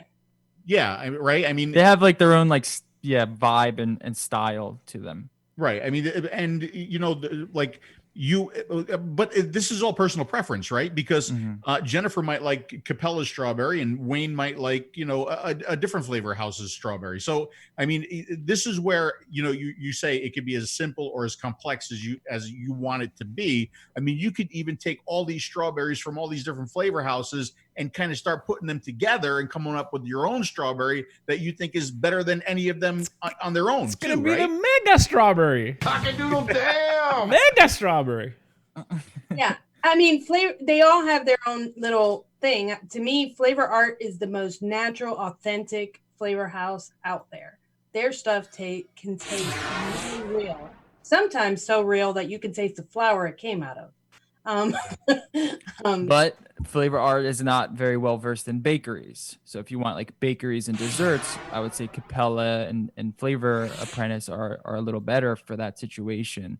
So it kind of depends on your preference, really. And me and Jen have spent the last many years of our lives dedicated to putting flavorings together. So it's like a very long process of figuring out what you like and how to work these things out. Yeah.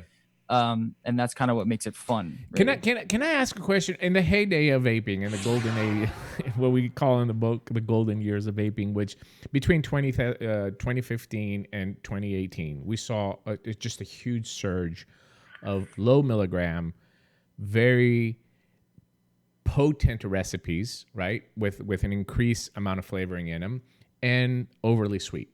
I mean, that was dominating the market in those 3 years. And it kind of makes sense why Capella is probably one of the most used flavorings in the commercial recipes that we're seeing on the market. Do you agree with that? And are you seeing a shift in that right now?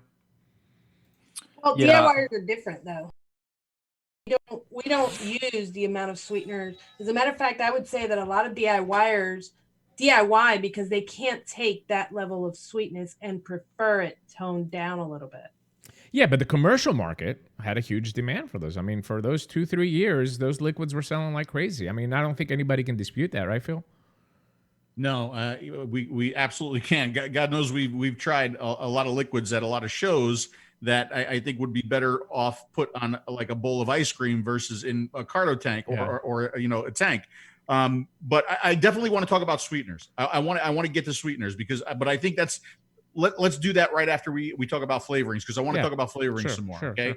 So Wayne, you said something important before. Now I have a relationship with Flavor Art, right? I mean, I know Sean, I know Richard. I was lucky enough to travel to Milan, Italy, to see their facility there, how seriously they take this, but also the testing that they put behind their flavors, right? So Wayne, you said that they are designed for vaping. Okay. Talk to us more about that. What do you mean? And let's start talking about diacetyl too. Yeah. And similar, So Flavor Art, the flavorings that they specify as for vaping, which is mainly anything out of Flavor Art North America, most of their stuff, it is designed to be used in a vapor product, which is going to be without any diacetyl, what we call DAP, which it's an acronym for diacetyl acetone acetylpropanol. And these are compounds that we saw, I don't know when the year was, maybe 2014, when Farsalinos's study came out, which showed that it could cause it's a cause for concern. And then Flavor Art was a reaction to that, made sure that their products weren't containing anything like that. And Flavora is another company that does the same. And any flavorings that do have a level of diacetyl in them, Flavora shows on their safety sheet on their website. It's only a couple. But that is something that a lot of vapors want to know. Some vapors want the cleanest e-liquid possible. And in that case, you want diacetyl acetylpropanol acetone free e-liquid. And there's really only two companies that offer that, and that's Flavor Art and Flavora. All of the other ones, you can ask for testing, you can ask for papers, you can try to see which ones there are. TFA is the only other company that shows their spec list, which shows the compounds used in their flavorings. But like Capella doesn't show that, Flavor West doesn't show that, any of the other ones don't show that. So if you wanted, to have some peace of mind there, then Flavor Art and Flavora are there. And luckily, those are two of the best flavoring companies that we use in vaping. So it's not like you're limiting your flavor choice there. Yeah. But then again, to go back to the bakeries and the creams, I find that most of Flavora's bakeries taste creamy to begin with. They have pretty good creams, but I can't get the AP note, the cookie note, and anything. Flavor Art has a very good cookie, but I don't know. They're the safest, but there are places for all the other houses as well. Right. Yeah, if you want like a super buttery, rich custard that doesn't have DAP, you're going to spend a long time trying to develop it, right? That's a golden e-liquid recipe. Everyone wants. And then you're not going to share it with anybody because you discovered the golden nugget. Yeah, you created a recipe that everyone wants. Everyone wants to create a DAP-free custard that tastes like it has diacetyl in it. It's just, it's part of it. Yeah. So you are sacrificing some of it there if you want to remain DAP-free. Right. And for people who are watching the show who have no idea what we're talking about with DAP and diacetyl and everything, it's a rich, buttery note, correct? Yeah. Right. And it's something that's very, very hard to do without the diacetyl. Yeah. Okay. They try it with other ingredients like butyric acid and stuff, but it doesn't come off as buttery as diacetyl. But diacetyl is almost like straight butter. It needs forever to steep. Right. The butyric acid. Although I will say that Flavor Art does have a very good ice cream, and they have a very good milk, and their cheesecake is all right. Okay. And would you say that the height of the diacetyl craze was the article? What was it, Dimitri? Chock full of diacetyl. Yeah, that's what got everything. That's what got everything. That's started. what really. But I think if you look in today's market, I think that when you saw even a shift in flavor preference from vapors as well too.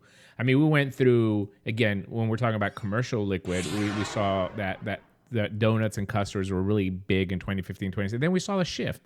We saw a lot of these fruit flavors, candy flavors coming out, mimicking Starburst and some of these other flavors, and they became very, very popular in the market. So a lot of that died down simply because of the market demand.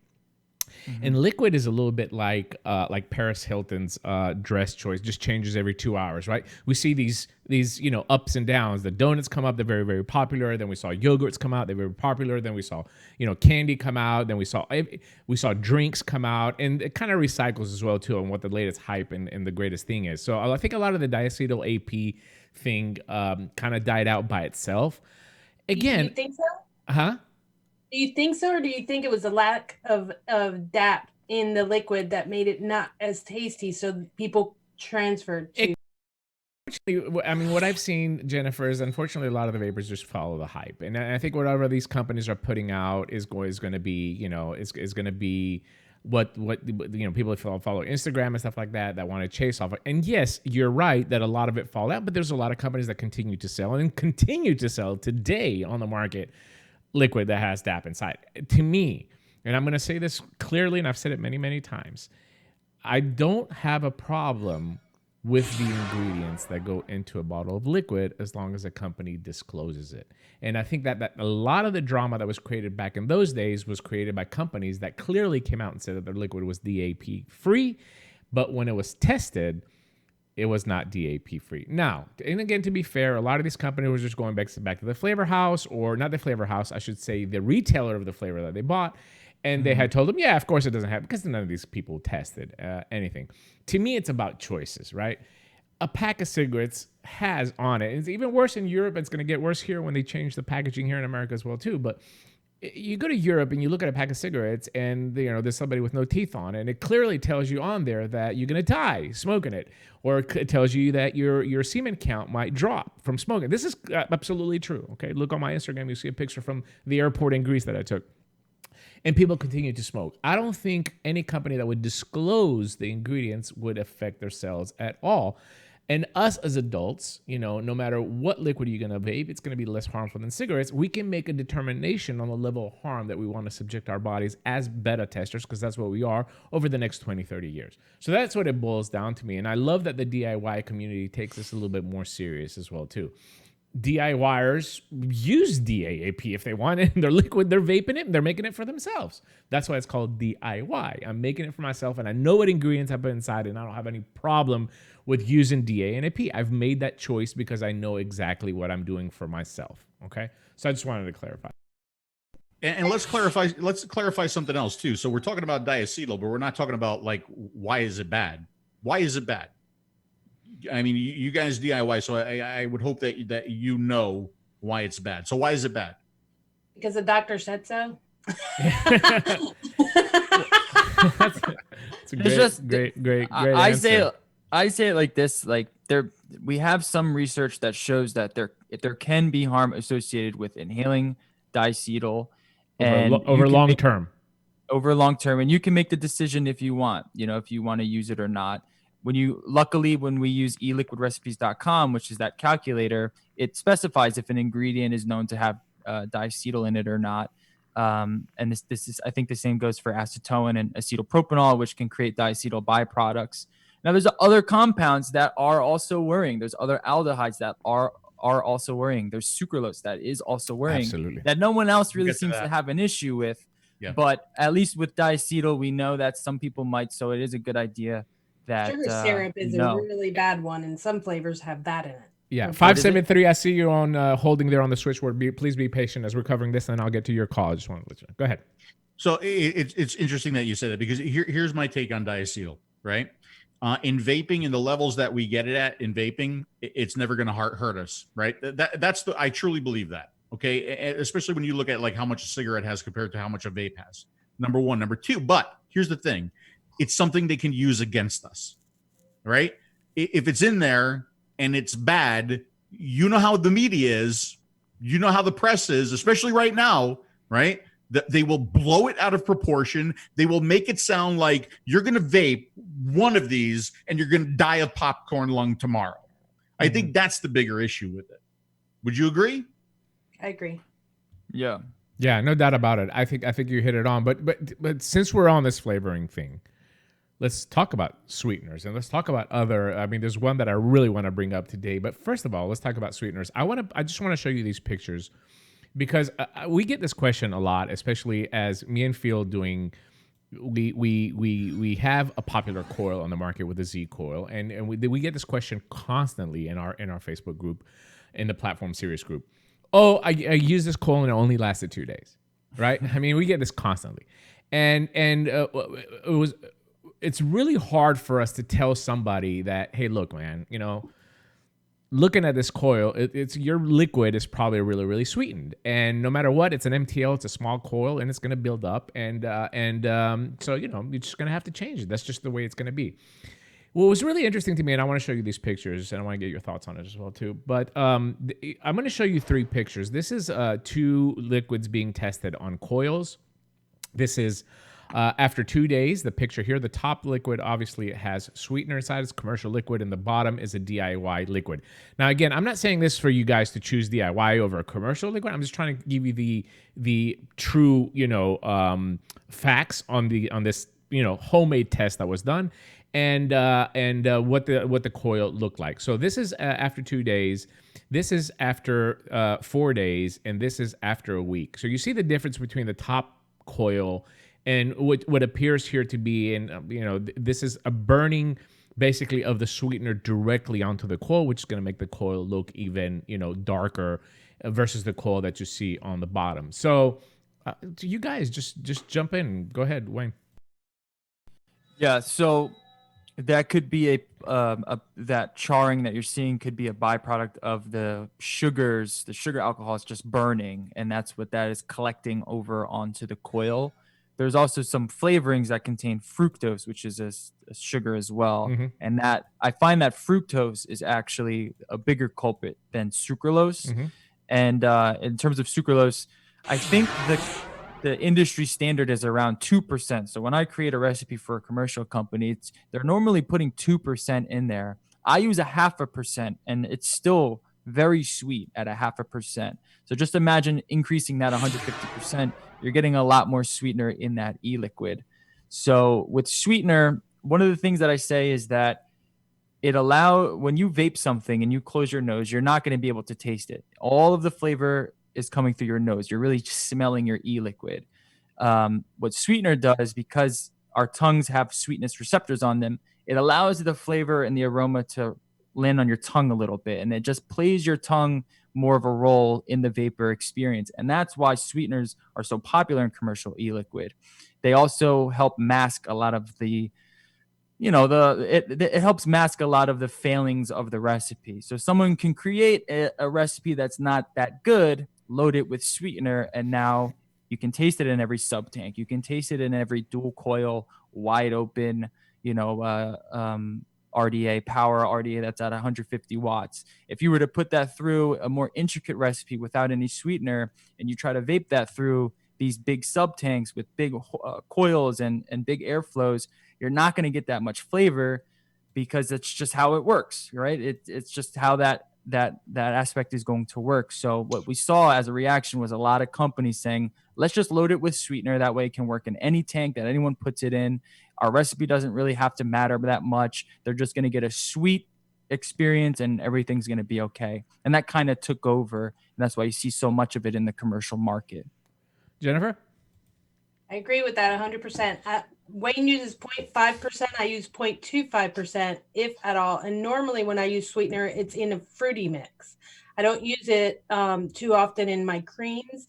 I'm very sensitive to sweetener, and that's all I taste if I use any sweetener, which is another reason I DIY. I can't bake commercial liquids because they're all too sweet to me, even the ones that don't have that 2%. But I don't know anybody that doesn't use 2%. And I've seen some commercial liquids in the upper range of 4% sweetener, which is absurd.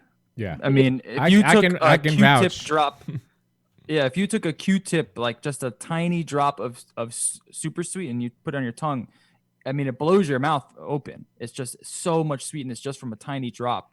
So 2 to 4%, it's insanity, really. It's crazy. I don't know how they taste anything else. Yeah.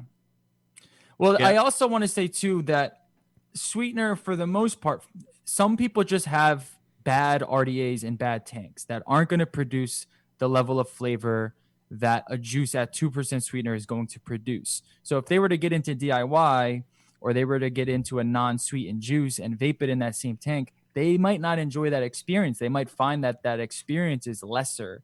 I get it all the time. Makes sense. How come my juice doesn't taste like what I buy on the shelf? It was probably because you're not using that much sweetener in there, and you're not getting that full level of experience that commercial juice is bringing. And normally after a while, they start to get their taste back, and they notice that, what they were vaping is far too sweet. And then, that flavor comes back to them, or they end up changing their RDAs or their coils. They get something that's a little bit more concentrated for flavor. It's all relative in that. So, I also want to make sure that people know that it's okay to use a little bit of sweetener if you need it, depending on your setup. You might need a little bit because you have something that's just not that well versed in flavor. Yeah. Well, and not just that, if people that first start off with DIY should probably start at 1% sweetener and then work. I don't think they need to. I think 0.5% or even 2.5% is enough. Fight.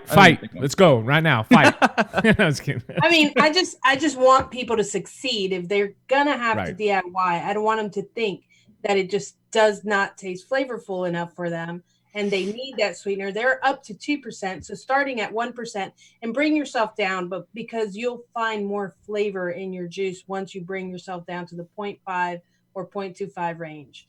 I mean, 1% is ridiculous, but you're used to it. So remember that. I also want to discuss this, and then I'll get to the phone call. There are other ways. Now, I mean, I do consult for a few liquid companies here in the United States, working through these PMTAs.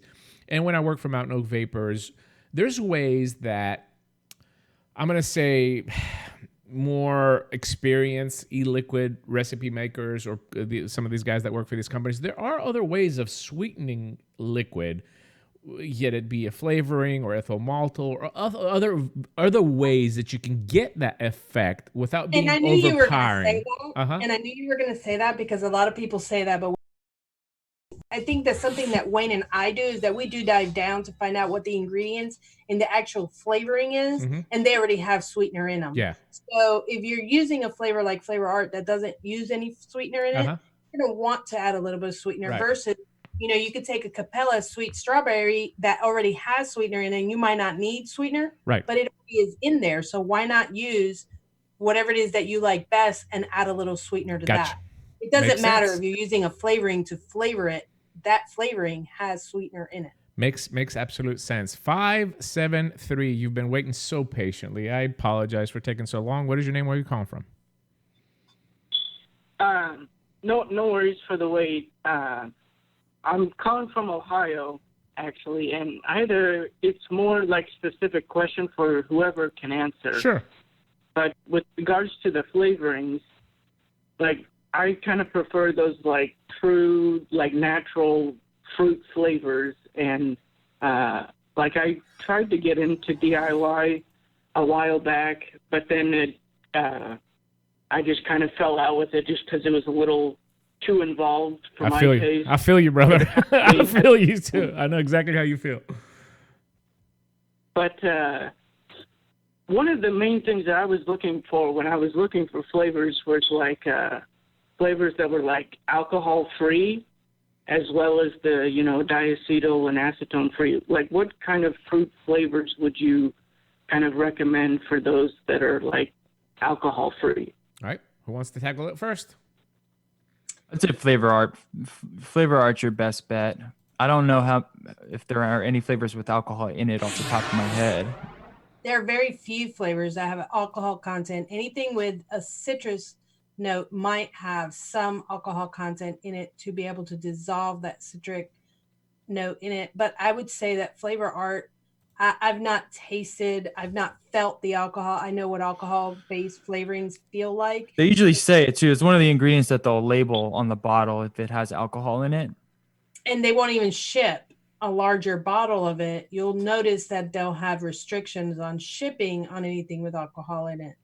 So yeah, I would stick with Flavor Art. I mean, it's just like having this even like a like a tidbit of alcohol in there. Like, that's what I'm kind of asking. Yeah, if you stick with flavor art, you should be okay. That seems like what you should go. They have the most natural fruit flavorings. They're very easy to work with. You can blend, hey, I want a strawberry banana. You take their strawberry, you take their banana, and then you'll have a pretty good e-liquid there. And if you're worried about alcohol, just, it should say it on the bottle, or it should say it when you go to buy it if it has any in there. But I'm not, off the top of my head, I don't think many of flavor art flavorings have any at all. I don't think so either. And I don't know what you mean when you say natural. I'm not a big proponent on natural flavorings. Even though they say they're natural, naturally extracted can pose a certain amount of risk. So synthetic sometimes is best, even if it's synthetically made to mimic a natural flavor. That's diving in a little bit too deep for this show, but I would say flavor art is probably the house you want to go to for the cleanest, best quality flavors out there. Let me ask the caller, since I have you on the line, because you're the perfect candidate for this question.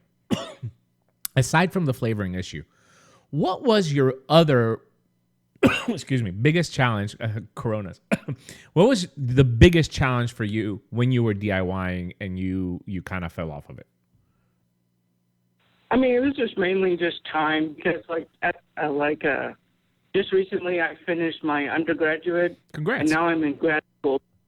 During that time, it was a time management. Like, obviously my schools were more important, so I had to, focus for that. So it was just a pure time commitment kind of thing. Would the panel agree that kind of like, making your own coils and rebuilding and making these fancy, dinosaur triple infused whatever Claptons and stuff like that, would you agree that you need to put time in this for you to reap the fruits of your hard labor?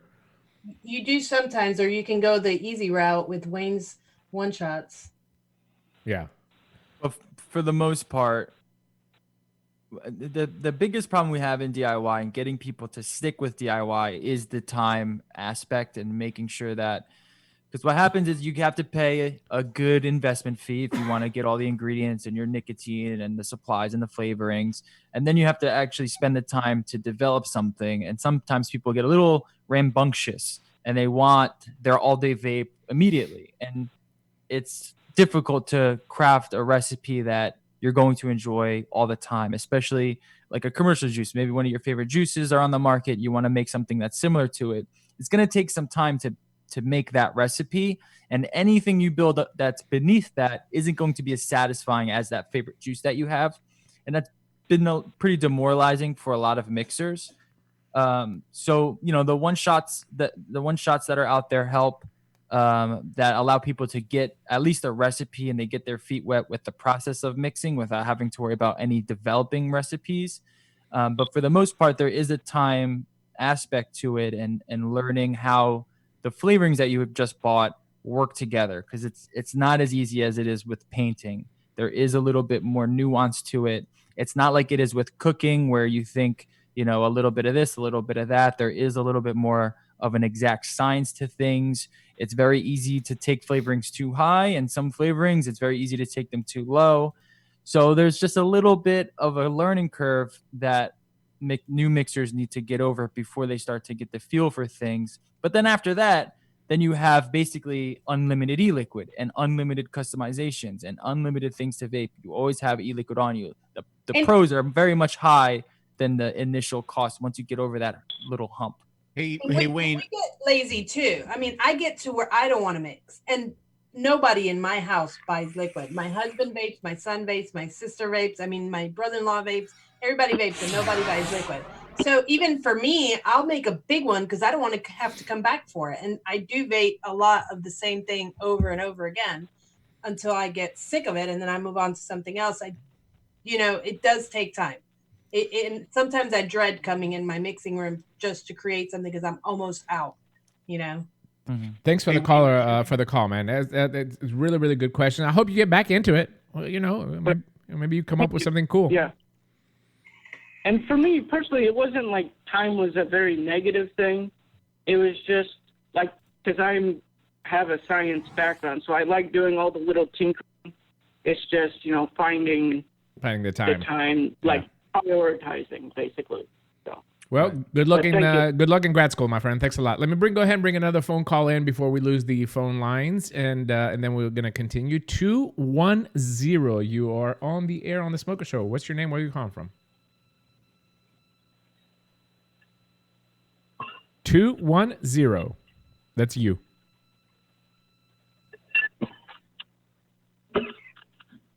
Talking about torture. You okay? Can somebody get some Talking about chloroquine, whatever that thing is called that Trump was talking about? Somebody give the caller a test right away. He dropped. All right. So we Listen, Dimitri, Wayne said something important before. I want to make sure that people understand what he said. He said one shots. Like, Yeah. I know what one shots are, Yeah. but I'm sure a lot of people don't know. All right, let's talk about one shots. So one shot is essentially a recipe that someone developed. So I have one shots on liquidbarn.com and flavorjungle.com, and I create recipes. And instead of you having to go out and buy all of the ingredients and put them together, I do it for you in a flavoring. So it's essentially just a flavoring that you use to mix your e-liquid. So you still need to mix in the VG, PG, and additive. But instead of having 20 different flavorings and worrying about measuring percentages, you just have one. Right. So if your one shot is strawberry banana, right?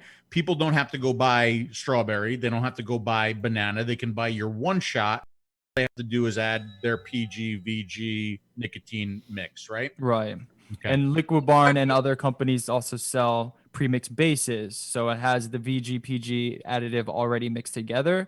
So then it's just a matter of just, pouring the one shot into the base, shaking it, and you're good to go. Yeah, that's really all it is. It's really just a pre-mixed flavoring that a recipe developer created in the form of a flavoring. Okay. Yeah, and I had a one shot over at Flavor Jungle. It's currently out of stock. I don't know if they're going to restock it again. I only have one out there. It's spiked custard, but I don't know if it's going to be restocked. Other than that, I definitely recommend Wayne's line. They're pretty flavorful. I've tried a lot of them, and they give you a good commercial type liquid that is DIY and easy. And looking at some of these recipes that I have kind of lined up here, that a lot of them are simple. I mean, you want to get something that to just get started, like a simple tobacco flavor or something that's a little sweeter or whatever. I'm just going to bring up a couple of stuff and show you here that Jennifer has, and all this is of course going to be in the replay on tasteyourjuice.com. All these links. But somebody that's starting off wants a tobacco flavoring, you can see here, we literally have 6 ingredients in this particular recipe here. I don't know why anybody would want to vape that at 3 milligrams, but it's adjusted on this particular recipe at 3 milligrams. There's also different recipes that you can do that are, specifically made for pods, for example, right? Because we need a different ratio for the pods to work a little bit better than a sub-ohm tank or a bigger mouth-to-lung tank. Here's another one, a little smoothie, simple smoothie. Straw Nana is something that my wife vaped for 6 years. Straw Nana, very, very simple. And another one here. This is Morning Moo. And again, all these names, of course, are from DIYers. I have put them up on eliquidrecipes.com. And I see your questions. Bill has been collecting them, and we'll get to them in a little bit. If you want to call in, you have another 10 minutes. 10 minutes to call in. 215-383-5752. All right. Let's get back a little bit to additive. A second, Dimitri. I just want to talk about sweeteners again. Okay, so we talked about sweeteners. That's what additives are. That's a sweetener. Okay. We talked about sweeteners before. What can be used as sweeteners in e-liquids? Sucralose is a sweetener. You could also use stevia, and those are really the only 2 sweeteners, technically sweeteners that you can use. There's ethyl maltol, which is an aroma. It's actually a flavoring. It's not necessarily a sweetener. It's like a cotton candy, right? Yeah. But, some people use it as sweeteners. They use it to kind of add like a nice fluffy, almost candy-like aspect to it. It's not a sweetener, though, because it doesn't activate the sweetness receptor on your tongue. So it's not going to work like sucralose or stevia does. But it does kind of impart a sweet aroma to your mixes. And then there is also a couple other ones that I think you should stay away from. There's like monk fruit extract. There is, what's another one, Jen? The weird ones that came out recently. The erythritol is another one. These are sweeteners you might see. I would stay away from them just because they dilute your liquid. They just don't sweeten very well. They sound horrible, by the way. As well. Yeah, they're very odd. Make sure you have some monk fruit in your refrigerator right now. I think. Absolutely. I personally can't use super sweet, which is what Wayne uses. I use sucralose, a 10% dilution of sucralose. The reason I can't use super sweet is because I have a high sensitivity to bitter notes or sour notes, and it's got some sort of bitter sour note that I pick up. The average vapor is not going to pick that up. And you're not going to pick that up in a mouth to lung as much as you will in a sub-ohm. That's just me. So for me, it's straight up 10% dilution of sucralose or EM. Okay. Yeah. So I always thought that sweeteners were going to be the next bad thing in e-liquids, that they were going to be the next diacetyl, the next DAP, because I was under the impression that when you overheat sweeteners, they become carcinogenic. Mm-hmm. Now, is that true? I did a video on this. There was a report came out by Robert Strongen over at Portland, and he's the only one that kind of looked at this. And we know that, I don't know if you guys know Robert Strongen's work, but he does have a bias against vaping. So just to kind of put that out there. But the science, I had someone who is a biochem student come on and look at the paper with me and kind of run it through. And from what it showed, heating the sucralose did start to bring off formaldehyde byproducts or aldehyde byproducts. The problem is that the study is sort of, it's not very clear in how much and the levels of formaldehyde or aldehydes that were being released. And relative to cigarettes, it's not even close. Right. But what it did was the sucralose created an acidic environment that could breed those aldehyde byproducts. Is it something cause for concern? Who knows, right? This is something that you need to use discretion with. Everything in vaping, there is some level of harm associated with it. There could be other compounds in these flavorings that we're using that have some level of harm that we just don't know about yet.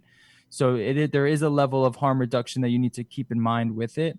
It is an unnecessary compound. You don't need sucralose to enjoy or to get your nicotine, but maybe you do, right? Maybe that you don't enjoy vaping unless you have something super sweet and super candy and you're willing to take on that harm. It's just something that I wanted to put out there because there was a report that came out. It's the only one that I've seen. There's been nothing else to kind of combat it or there's nothing else to add to it. I'm sure we're not going to hear the end of it. I'm sure we're going to see a little bit more from looking at sucralose. But just keep that in mind there is a little bit there. I think just kind of like with diacetyl. You also mentioned there that like aldehydes or formaldehyde, can be created with high heat. I mean, that could be done without sucralose, right? You don't need sucralose to get aldehydes. Yeah, and that is one of the questions from the chat. Why I see it. What is formaldehyde? Well, I mean, that's my job. What is formaldehyde and why is it in my e-juice? And I want to clarify that there is no formaldehyde in e-liquid. It's just the product in the emissions of an e-liquid, okay? Or your atomizer doesn't necessarily. Go ahead, Wayne. Yeah, that's correct. It would be just from the byproducts that are created from the heat of that e-liquid that are being emitted. No one's putting formaldehyde or anything like that in your e-liquid. It's very simple ingredients. It's just what comes out of it becomes pretty complex once you add heat, just like any other compound that's out there. All right, let me go ahead and bring a couple of calls in, Phil, because we're going to lose the phone lines. Then we can continue on that. I got two people waiting patiently. 267, you're on the Smoker Show. What is your name? Where are you calling from? Hey, this is Willie from Philly. Willie from Philly. What's Guys, up? how you doing? Great. How are you? Yes, sir. Good. I was also in your chat. You guys have been around my life, even though you guys don't know it, since about 2012. Wow. I stumbled into a video back when the iTaste, what was it, the MVP version 1. Yes, the blue light. Well, basically, this kind of goes off Boba's Bounty. Do you remember Boba's Bounty? Absolutely. Okay. Here's a question. Are they up and running? Phil, you just didn't you just Alien Vision, I think, is the name of the company. Correct. Right. And I know that the flavor went away for a while. From what I understand, it's back. That's what I heard too. Right? That's what you heard too. Mhm. I know. Really? I have a bottle of the original that has probably been steeping for about 8 years now. Yeah. So, Good old Oh, Steve. I can wonder how much that cost. But yeah, I from what I understand that they're back. I mean, a lot of people told me that, and a lot of people actually confuse me with like liking tobacco 90 flavors. seconds. I talked about Boba's Bounty so much in the past. I did enjoy that flavor, but I'm not primarily a tobacco vapor. I see it available right now on There you go. EVJuice.com. I mean, I see you it. go. It's up there. So Yeah. yeah, go for it. That's amazing. Okay, well, you know what? That it totally just cancels my question. You wanted Never you mind. wanted a recipe? I'm guys, sure it's there's a pleasure. recipe. Hold on a second, Wayne, Jennifer. I'm sure somebody's tried to clone this for sure. I just posted a recipe yesterday. A There you honey, go. a honey raisin graham cracker RY4 recipe It that is was very inspired by difficult. it. Everybody tried to clone Boba's. It's just not the real thing. I think the reason they There went it away is. because they had like some secret ingredient that Yeah. they couldn't get any longer, but now I guess they can get it. But yeah, it was. Yeah, it's and a ignore tough the one. British lady. Don't worry about it. Oh, I remember it. Yeah. Oh my gosh! Apparently, they only made like so many bottles, and you had to call by a certain time and a certain day, or else once that batch was done, you were done. Yeah. Yeah. Um, That's a great God, marketing, by the those way. were That's good one times. over there. Yeah. Hey, listen, Willie from Philly, we appreciate you. We appreciate you calling in, my man. And I don't know how we haven't met you all these years, but hopefully we'll get to meet you in the future because I would love to have on my my 10 resume that I seconds. have Willie from Philly as my Willie friend. from Philly. yeah, respect, man. Respect to you. Yeah, I actually tried to help putting e-liquid in one of the first brick and mortars over here in Northeast Philadelphia. God, Wow. all that time ago. Wow. The good old Memories. days. Anyway, thank you. Thanks, Willie. I appreciate it. Have a wonderful evening there in Philly. Stay safe. Stay healthy. All right. 210. 210. Let's see if we can get you back. 210. You're on the air. Hey, yo, what's the recommended amount of THC I should shove up my ass? What was the question again? Oh, this is funny. What is the recommended amount of THC I should shove up my ass? Oh, funny. That's very funny. Brian. That's very funny. Well, I mean, I don't know. We should bring it up to e-liquid recipes and see what the douchebag recipe is. For Actually, you should shove a lot of THC up your Yeah, ass. you really to need be to. honest with you. You know, You're really, really bored. All right, let's continue. I want to talk a little bit about one of my favorite ingredients, and that is menthol. And we're going to get to the questions that Bill has by the way, that's the guy that waited like 15 minutes earlier, and I guess he dropped because he couldn't deliver that joke. Like seriously, it's so funny. All right, so I hope that was on Howard Stern. I doubt it. Anyway, so let's talk about one of my favorite ingredients, and of course that's menthol, right? I love mentholated stuff. And last year I came across a liquid that when I vaped it, it gave me like a brain freeze, and I was like, oh my god, what is this? This is fantastic, because I just like intense menthol vapes. And Jennifer's made some liquids for me, and she knows exactly the label that I'm talking about. So I get this liquid and I start vaping it, and I contact the guy that makes it. I was like, man, this is really, really good. He's like, yeah, it's the WS23, right? WS23 is a cooling agent that I asked the guy. I was like, is this safe to vape? You know, he's like, oh yeah, absolutely. Of course, just like everything else in vaping, you know, there's no documentation or testing or anything like that. But I did a little Google searching myself. Right. And I found WS23. I found the MSDS sheet, and I started talking to some people about it. And apparently WS23 is something that is used. One of the applications is in shaving cream. It's what gives you the cooling effect, right? So if you get, Barbasol, if you're old like Phil, or Axe, if you're like me, young, right? And you get that cooling effect on your skin, it's WS23. So I get a little bit concerned. I don't know. Am I right? Am I rightfully concerned?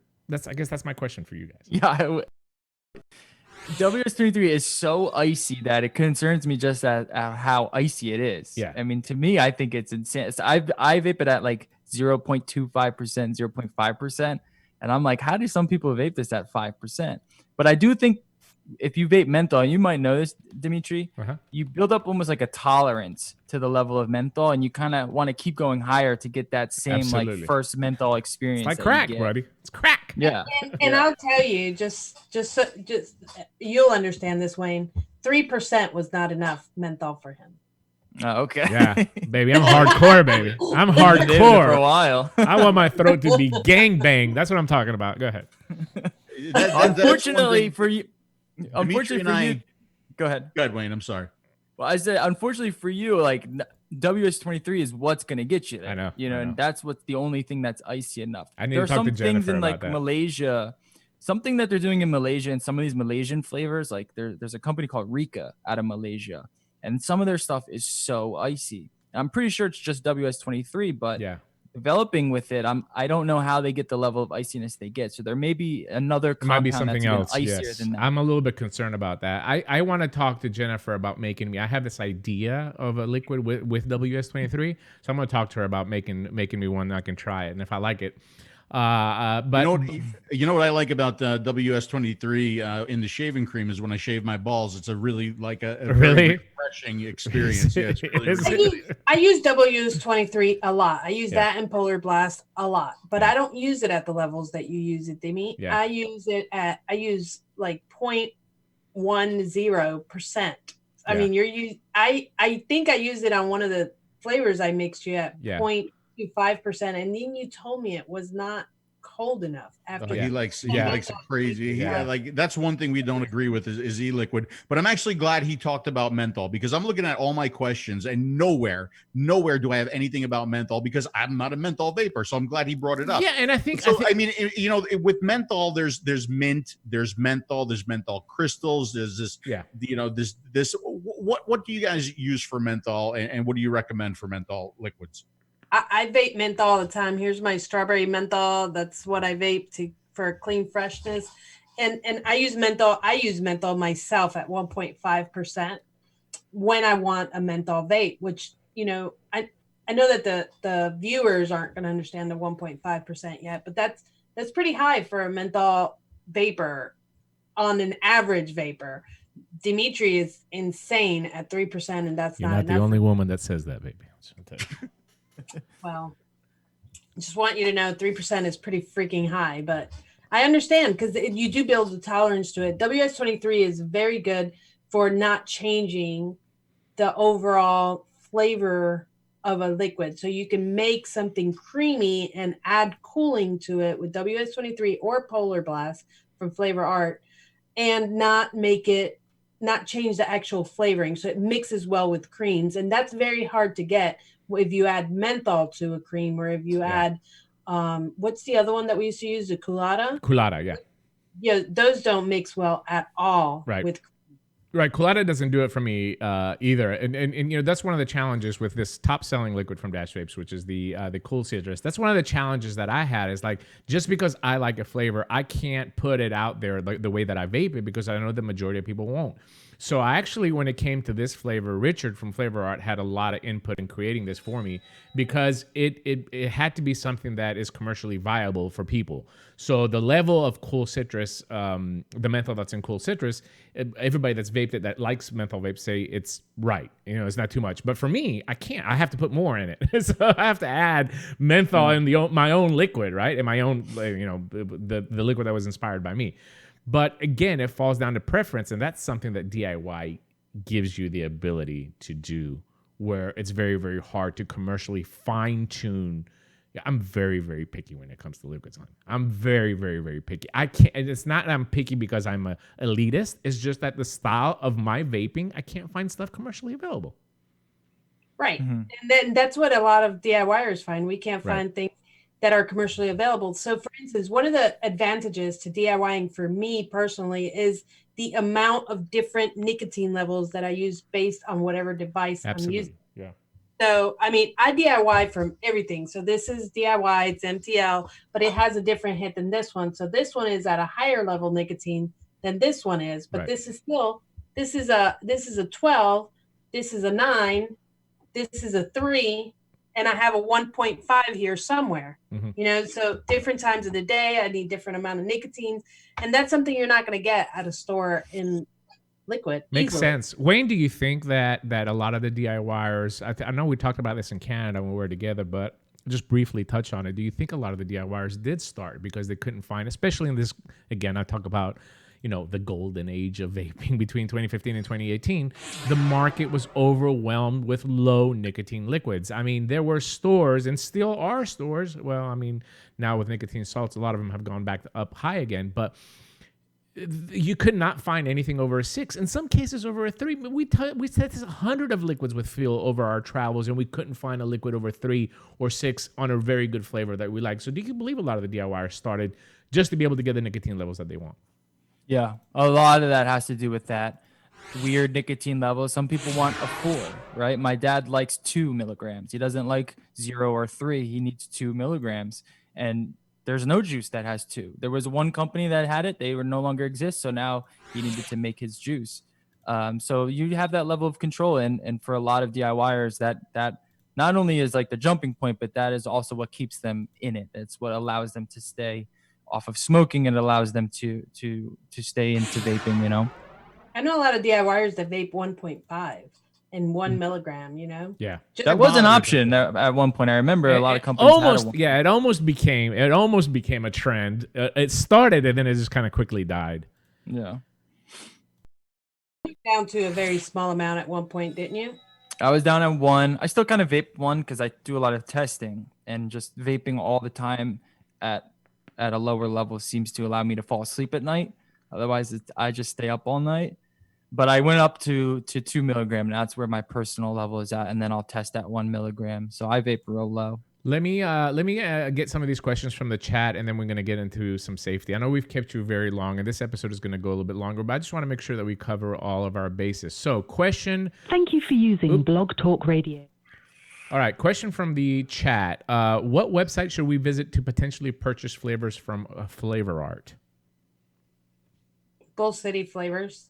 Or Bull City, Bull City Flavors is where I think they have the best, largest selection right now. And correct me if I'm wrong, Wayne, you can't buy directly from Flavor Art as a consumer, right? You buy from a reseller, correct?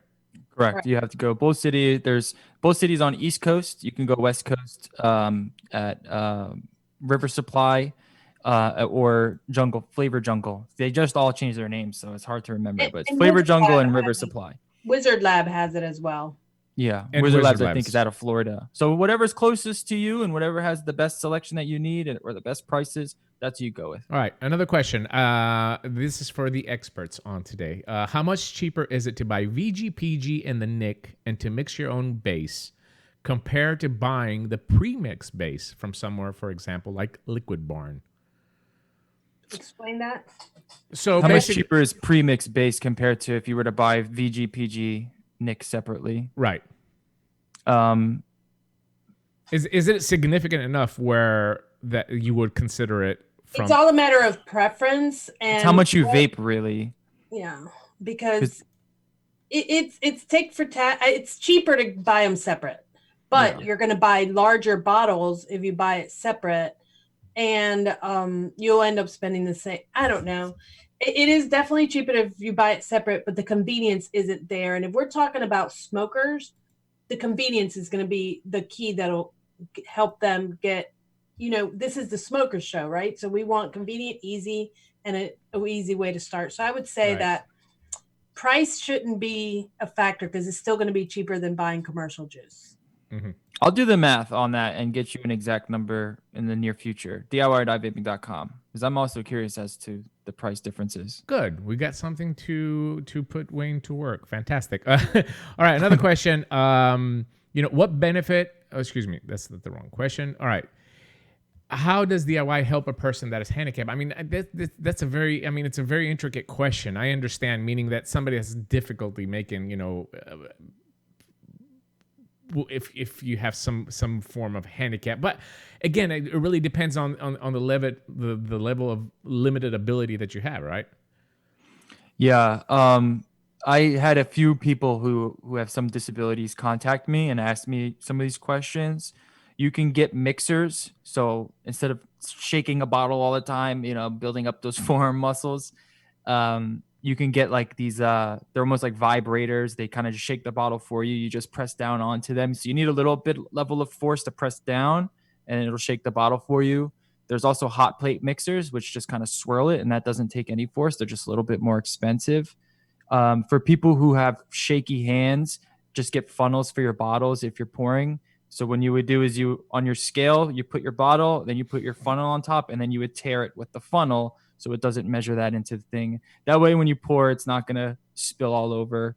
And I think that's pretty much it. I don't think anything else. You can also get the wider end bottles. See, I have another bottle right here, and these give you a lot more space to be able to pour it into than, let's say, something like this. Correct. Mm-hmm.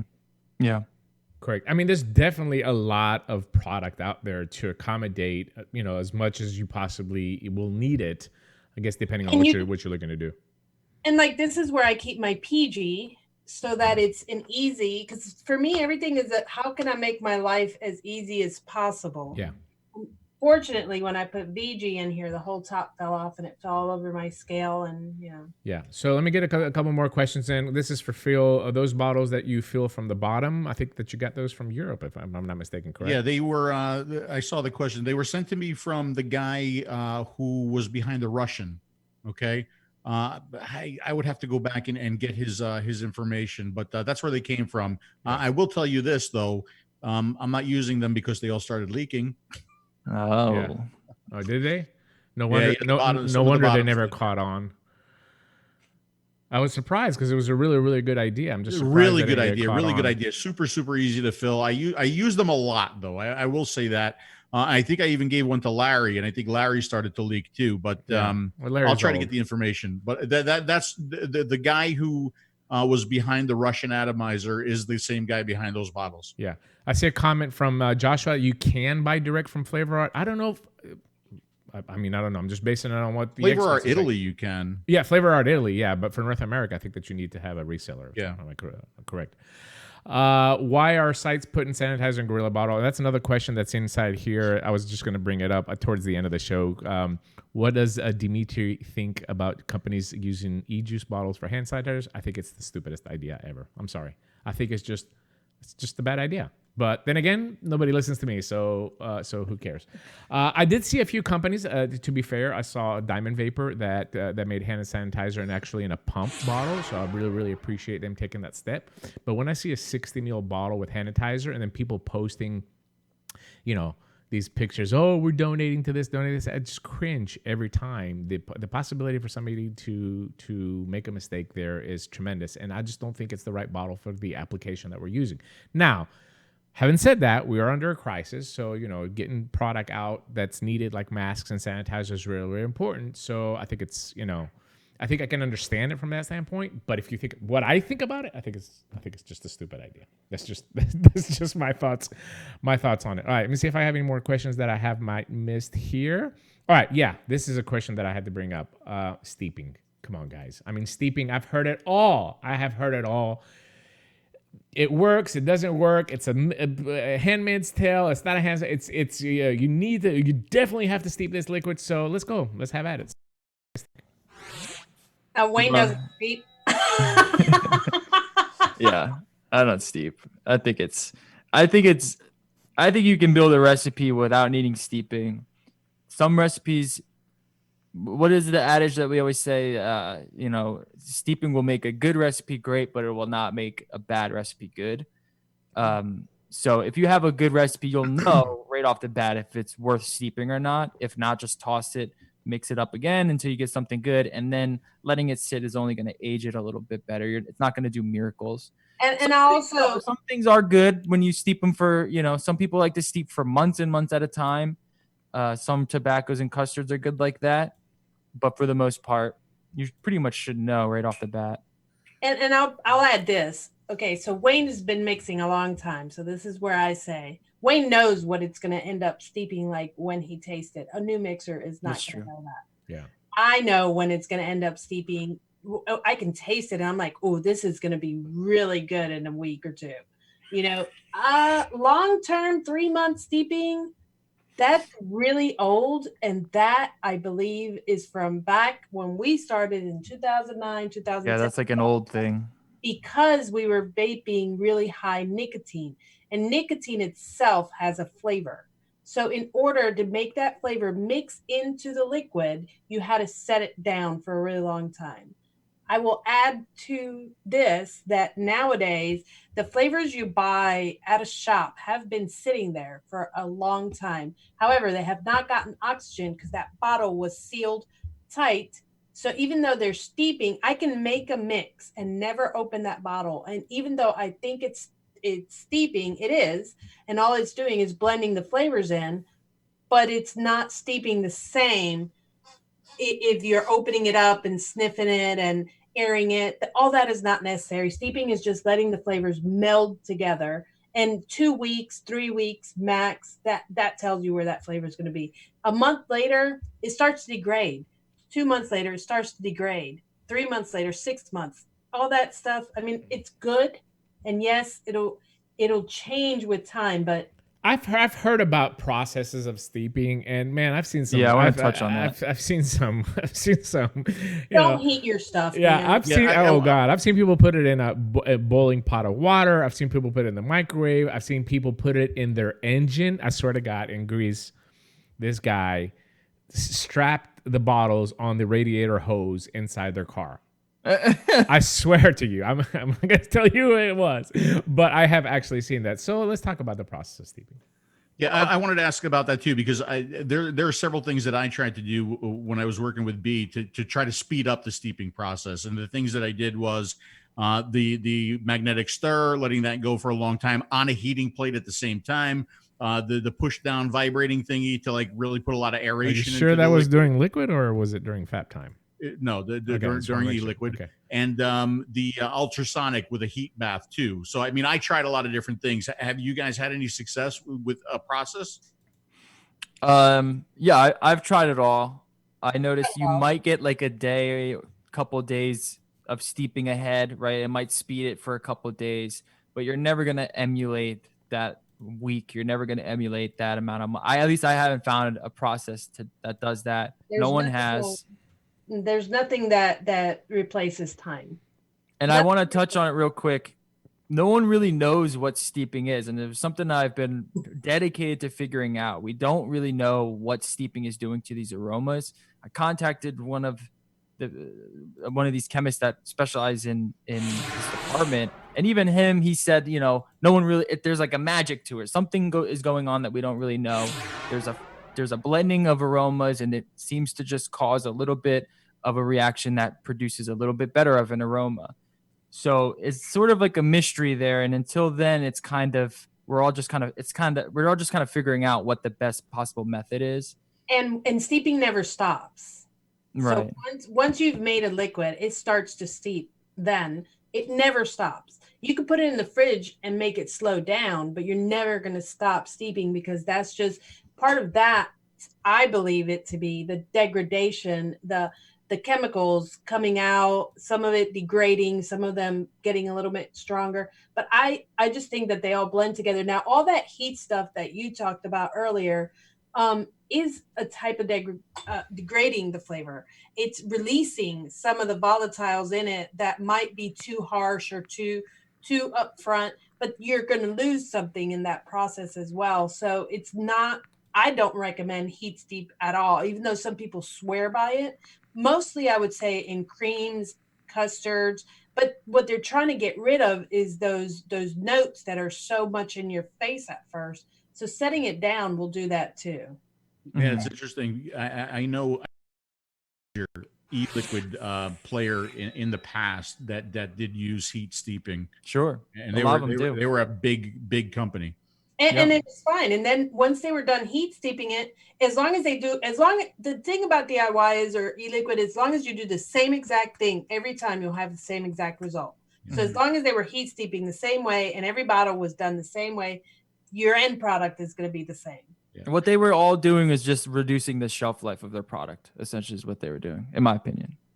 Interesting. My opinion as well. Yeah, you know, Dimitri was talking about you putting e-liquid in the hood of your engine. I don't know if you know this too, but if you take e-liquid and you put it in your underwear and you walk around for a couple of days, that it works wonders for steeping. I think that's known as the best steeping method, especially now during the lockdown. Yes. Hey, we do. There is such a thing as pocket steep.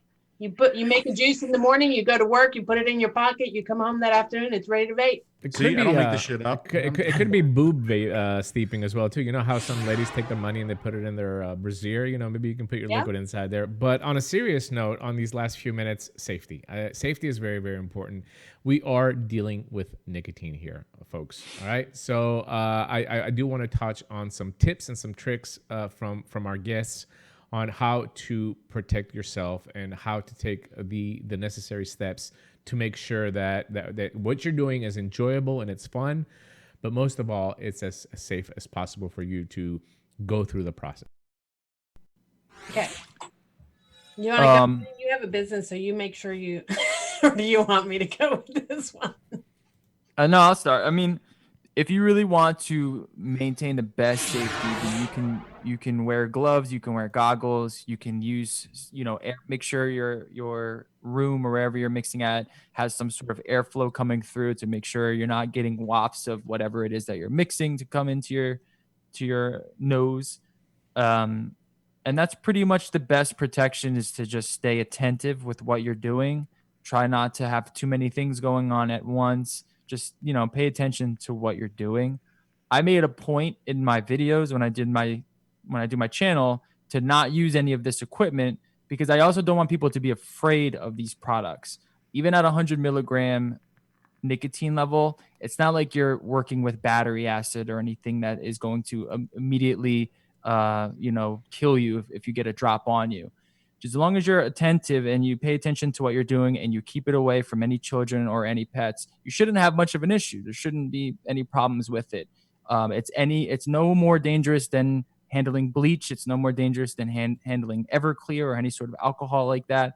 Just pay attention to what you're doing. And if you have any spills, make sure you clean it off right away. Do not use hot water. That's going to open up any sort of pores in your skin and just allow that seeping, because nicotine can go through your skin. It's just going to allow more of a nicotine to seep through. So you would want to rinse it off with cold water. And then if you start to feel, really dizzy, you start to get a really fast heart rate, you start to scare yourself, you can call poison control. You can call the ambulance and have someone get you. For the most part, any nicotine poisoning that'll happen. The most that's going to happen, you're going to get very nauseous, throw up, and you're going to have a bad headache for a few hours. It's not going to be too detrimental. Just pay attention with what you're doing, and if you're that concerned, take the necessary precautions to wear gloves and goggles and mix in an area that's well ventilated. And I do want to mention, before I switch over to you, Jennifer, is what Wayne said there, kids and pets. 100 milligram nicotine. I know there's been one event in the past where a kid did get a hold of 100 milligram nicotine and drank it, and unfortunately the baby passed away. So it's extremely important to keep this away in a locked area, somewhere away from where the kids and the dogs do not get it. I can't stress that enough. That especially with raw nicotine, meaning nicotine that you're going to take and dilute, it's very, very important. All right, Jennifer. I have to say the same thing. Wear gloves if you feel you need to. 100 milligrams nicotine is not going to kill you. It's going to make you feel like crap, like you ate a pack of cigarettes.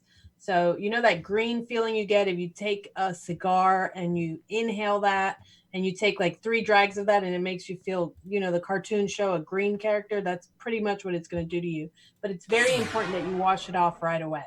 Just wash it with cold water, just like Wayne said. But if you want to be extra careful, go ahead and wear your gloves. Do I wear gloves? No. But do I pay attention to what I'm doing? Yes. When I'm mixing. I'm by myself. I keep it. I don't have any small children. I do have dogs. I keep it in a high enough place. It's stored above everything else.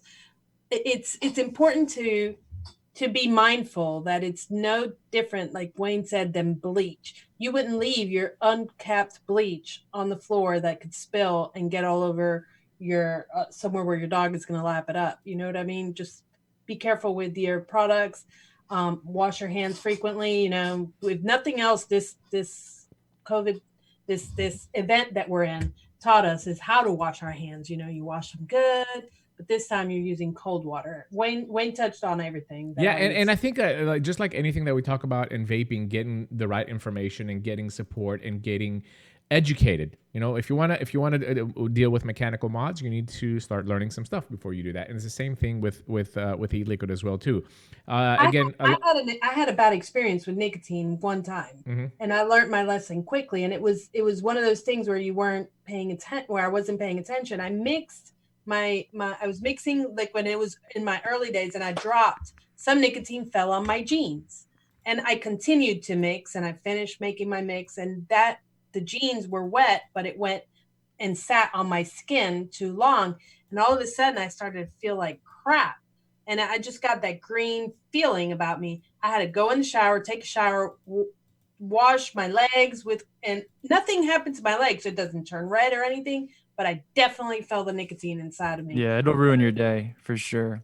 And if you're afraid of like using too much nicotine in your e-liquid, maybe you weren't paying attention and you accidentally poured an extra, whatever in. Vaping is very offensive. You're going to know immediately if there's something wrong with your e-liquid. And for that to be enough for it to be any sort of danger would have to be at such a high level that would almost be impossible to inhale. So there's not too much concern about that. Just know that, pay attention, and there are certain precautions you can take if you're relatively clumsy and you know that about yourself. Then, make sure that you're just being extra attentive and you're wearing the protective gear. It's interesting that you both mentioned though, like nausea and a headache when it comes to like potentially getting nicotine on you, because there was a question before that said it was about Salt Nic, and the person was using Salt Nic and it gave them a headache, right? Mm-hmm. That could be over nicking, right? I mean, a headache is definitely a symptom of over nicking, right? Yeah, like almost like a migraine like headache. Yeah. Definitely like spinning dizziness, like real deep nausea. It's almost like it's like a deep nausea. It's not just like an upset stomach. You know when you have Nick sickness. You sound like you've done it too, Wayne. I got Nick sick not from nicotine based, but from chewing. When I had the worst Nick sick of my life when I was like 15. The truth is, I did find out though from Jennifer's husband that Jennifer made that mistake actually when she was paying attention to this picture of Phil.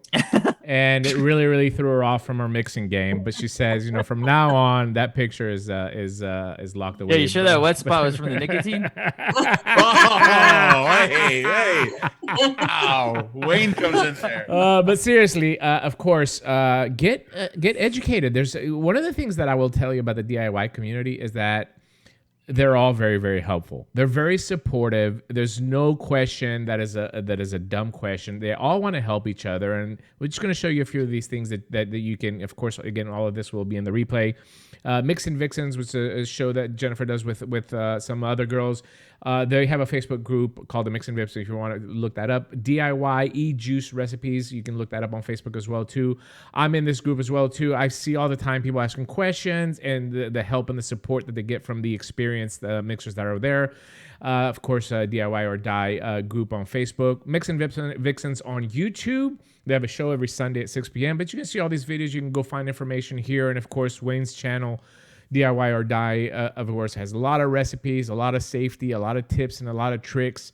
But when we're talking about tips and tricks, would you agree that somebody that is starting out should go, maybe a little bit more simple, maybe try to go down the route of, I'm just going to make a simple strawberry or something that I enjoy? Because, a lot of the liquids back in the day, that's what they used to be. In 2011, you'd get a sour apple, you'd get a strawberry, you'd get a banana. You didn't get all these gourmet flavors. And I think that if I was going to attempt it, which we talked about with Phil about maybe we both, order a kit and just try to do it. Would you agree for somebody like me that to start off simple? Would that be the right thing to do? Start off simple? Yeah. Just start off with Flavor Art in general. If you're going to start putting flavorings together, Flavor Art, their flavorings are meant for that specific purpose, and they just work so well together. I think better than any other flavoring company. They blend well very easily. Like I said, you want a strawberry banana, put their strawberry and banana together, and you're going to have something that's pretty good. And that goes for so many of their other Especially if flavorings. you're working with fruit. If you're working with fruit, there is nowhere else to start. Yeah. I don't know. I mean, to me, I think that there's like 3 types of people that's like somebody that's going to start this and say, I'm going to go all in, and then it becomes an obsession, right? And then you turn into Wayne and Jennifer, right? And then there's the people that are probably going to get into DIY, maybe as a hobby, maybe as an alternative, maybe because it's a little bit more expensive for them to buy liquid, and they're going to DIY a little bit and still buy commercial liquid, right? And I think there's a lot of those in the DIY community. Would you guys agree that there's people that DIY and buy commercial liquid as well too? I find that most of the people that I'm in contact with in my audience, I would say 99%, they have 1 or 2 recipes. They're all day vapes that they mix up themselves because it's cheaper, it's easy for them to do, and anything else that they want to test out is going to be commercial e-liquid. So they'll still buy the popular e-liquid, but they're making their mainstays at home because it's very cost effective and it's easy to do. And that's just that's how most people mix. You wouldn't eat out every single night of the week. You're going to make your stuff at home, and that's kind of what it is here. And then every once in a while, you're going to go out and get a dinner. Makes sense. And then when you buy liquid, a lot of times, the reason I buy liquid is because I want some inspiration. Because you get in a rut when you DIY, where you end up liking a specific profile, and you stick to that profile, and you stick to that profile, and then it's almost like you can't. I have all these flavors behind me, and I still mix the same type of profile most of the time. So you go and you buy a commercial juice, and you're like, okay, well, this tastes pretty good, and then it gives you like inspiration. To make something different. Yeah. And then you run into people like me where, I mean, there's a combination of, laziness. There's a combination of being busy. There's a combination of frustration, because I got that way as well too when I was building or what I was doing. I kind of know my personality, right? My personality would not be somebody that can sit there and try to fine tune something. When I get frustrated, and then I like my stuff to be ready for. I just like, I enjoy, very, very specific type of liquids. So it'd be very, very hard for me to replicate. But I think it falls into those 3 categories. No matter what category you are, the whole goal is not to smoke, right? That's the main thing. So it doesn't make any difference how you're doing it. But I think that the option for me, if I had to. My wife vapes, strawberry. She likes strawberry banana. She's vaping strawberry malt. If I could not get that liquid, I would definitely make it for her. I would definitely go all in and say, well, I'm going to make this liquid. And I think I fall into that 3rd category more so than the 2 categories. Just for an example, I got just a few more questions. We've gone way, way too long on this, and I do apologize for keeping you around, but I just want to make sure that I answer all the questions from the audience. Would you give just a very, very sample starting point for somebody like I'm a newbie, right? On flavoring percentages to start off with, compared to to the other ingredients, something very, very basic. I don't understand the question. Well, let me try to ask the question. So, like, I want to make a 50 ml bottle of strawberry. How much strawberry do I put in there? Right? Is that the question? Yes. Yeah. There's something there's something called the 5% rule. And it basically means you start at 5% with your single flavors. So Flavor Apprentice, Capella, Flavor West, what's another one? Maybe 𝗦𝗛𝗢𝗪. These are flavorings that most of their ingredients, you can start at 5%, and they're going to be around that average range. And then for Flavor Art and Flavora and maybe, I don't know, it's another one.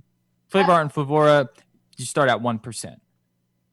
Start from there and then start. That's a good baseline for somebody that's starting. Difference between 48% and 100 nicotine. 48 milligram and 100 milligram nicotine.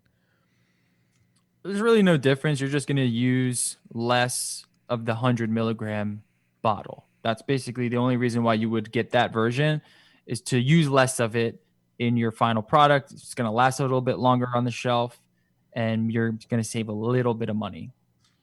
What's the nicotine cut with? Is it cut with PG or VG? Either. Either. Sometimes you can buy it 50-50 blend. We usually recommend PG because you can shake it a lot easier than VG, which means you'll disperse any of the nicotine in there a lot more evenly in the PG version. So one thing about DIYers is we shake everything. Sometimes I'll get my water bottle, and before I drink it, I'll shake my water bottle, and I'll be like, because we shake everything. So nicotine, before we, whenever I'm going to use, this is a bottle of nicotine, I'll shake it up before I pour it into my product. Yeah. And PG just shakes better than VG. Makes sense. All right. So I think we've covered all the questions pertaining to DIY. How long does nicotine stay in your body? I think a day. It really, really depends on the level, especially if you vape like 3 milligram or low nicotine. It within 24 to 48 hours, it should go away. It's a lot of people that go for surgeries ask me that, or their doctor, I think this came from cigarettes. It doesn't relate to vaping because your body absorbs it completely different. But 24 to 48 hours, especially if it's low, maybe a little bit longer if you vape a higher milligram nicotine. All right. To Willie from Philly, no, I have never used Nic Salt in a pro tank. I first of all, I don't even know if I have a pro tank anymore. Second of all, I don't like Nic Salt. Yeah. So, yeah. No, I have not tried that as well. But it was funny because just today I was going through some stuff and I found because me and Phil were talking about a vertical coil. I found some Kanger OCC coils with a vertical build inside. So it's the cotton with a vertical coil inside. So I was just going to try this out. Those used to give the worst dry hits. Huh? Those used to give the worst dry hits. Yeah, I mean, it really depends on the liquid. I mean, when they came on the market, when they're first designed, because me and Phil know very, very well, when they first were designed, that was higher PG was dominating. So on a higher PG liquid, they actually worked pretty good, 60% PG and above, I'm talking about. When they hit the market, everybody was shifting from 50-50 to 70-30. And at 70-30, with those small holes on the side, I mean, look at that hole is tiny. Yeah, you're just not going to feed the way that the other coils did with the bigger holes. But anyway, I think that we covered it all. Phil, anything that we left out? All of my questions are answered at this point. The only other I did have something here, like MTL liquid versus direct lung liquid, sub-ohming liquid, right? Different mix, different types of recipes, correct? Yeah, I would say so. For the most part, you can get away with tweaking things just a little bit, but I generally find that mouth to lung recipes need a little bit more development in terms of like developing for mouth to lung than just an open RDA. So for me, I build everything. So even my MTLs are rebuildable, right? So I don't find that I have to adjust my flavor percentage as high as I do with a pre-built coil for a rebuildable MTL. Right. Well, I think one of the things that I noticed, and I think Dimitri will attest to this too, one of the things that I noticed is the sweetener level, right? You can direct lung an e-liquid with a lot of sweetener at high wattages, high heat, and it's an enjoyable experience. You take that same liquid with that high sweetener level and you put it into a mouth to lung and you hit it with lower wattage. It's a completely different experience. All you're going to taste is a sweetener. Absolutely. Yeah, absolutely. And it's going to mute all your flavors. Yeah. Forgot to say, make sure you follow Wayne on Twitter at DIY or Die Vaping, and of course the lovely Jennifer at E-Juice Fary, and of course catch all our live shows on YouTube. Guys, I'll give the last word to you. Is anything else that you guys want to add when it comes to DIY vaping? No, not really. Just know that the community is very open. We get a little competitive when we share our recipes, but you don't have to go that route. Most people don't. You just come in, ask any questions you like, find what you like, and start mixing it up. And you'll find that you wish you started a lot sooner. That seems to be the consensus from everyone that gets into mixing. And I would just like to say the DIY community is one of the tightest. We are the outcast of vaping community. We're very small. We're very niche. We're just a few of us. We're like the culture within the culture. And and we all know each other one way, and we know who to reach out to, and we're always here. We're very helpful. You can tag us, every single one of us. I mean, we get busy. I have a day job. Wayne is very busy, but there's always somebody that wants to help. Always. You'll never ask a question that somebody won't jump in and help you with. The DIY community almost reminds me of the vaping community back when we kind of first started it, and we used to go to the shows, right? Quick question for you guys. Who's the oldest DIYer you know? Age? Yeah. Age or how long you mean? I don't know. The oldest, there is this one woman. I don't know if she wants to be say her age, but she's older than 70. Good. That's what I wanted to hear. Yeah. I think it's doable. I don't think it's going to be doable for everybody, right? Sure. And you'd be surprised at the amount of older women women. specifically too, like older women that enjoy the hobby. Yeah. It could be like cooking for them almost, right? I mean, it could be. Yeah. And I think it is a talent. I mean, it's you there's people that can be very, very good at it. It's just like being a chef, being able to put these things together to make something that tastes delicious, or as Russ says, flavor and vapor. Flavor and vapor is the two things that I love and enjoy with vaping. 𝗪𝗪𝗪, thank you for the super chat. We certainly appreciate it. We thank you for watching and for attending, and of course, I want to thank our lovely guests for coming on. This was in the works for a very, very long time. But we appreciate Thanks for having me. Wayne and Jennifer coming on, and make sure you join their Facebook groups if you're interested in starting to DIY, and they will give you all the help in the world. Somebody asked me about this picture that's above my head. Somebody asked about that. Yeah, and that's actually, we're in New York City. We're on the Brooklyn side, and we're taking a picture from the Vail Hotel with Manhattan in the background. Very, very romantic. It's the first time we kissed. No, go ahead. No. It is currently 11:44. So really, to our guests, thank you so much. Yes, we did keep you a long time. Thanks for hanging in that long and answering everybody's questions. We really do appreciate it. Yeah. No worries. And I'm here anytime. For those of you watching the video, give us a like, please, and share this video if you could. Go to tasteyourjuice.com, follow the Smoker Show there, pass it on to a smoker.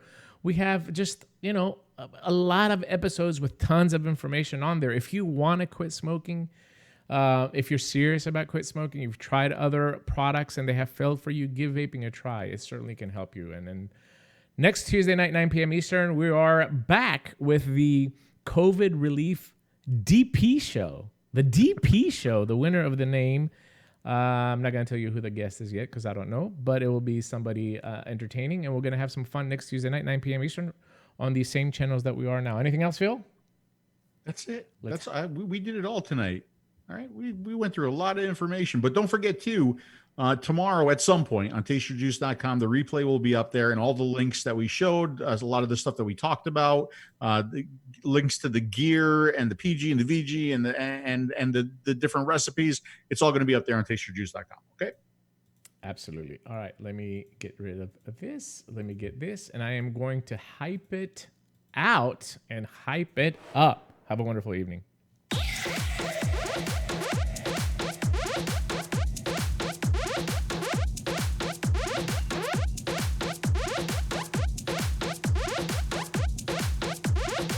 Going to bed. Yeah, I know, right?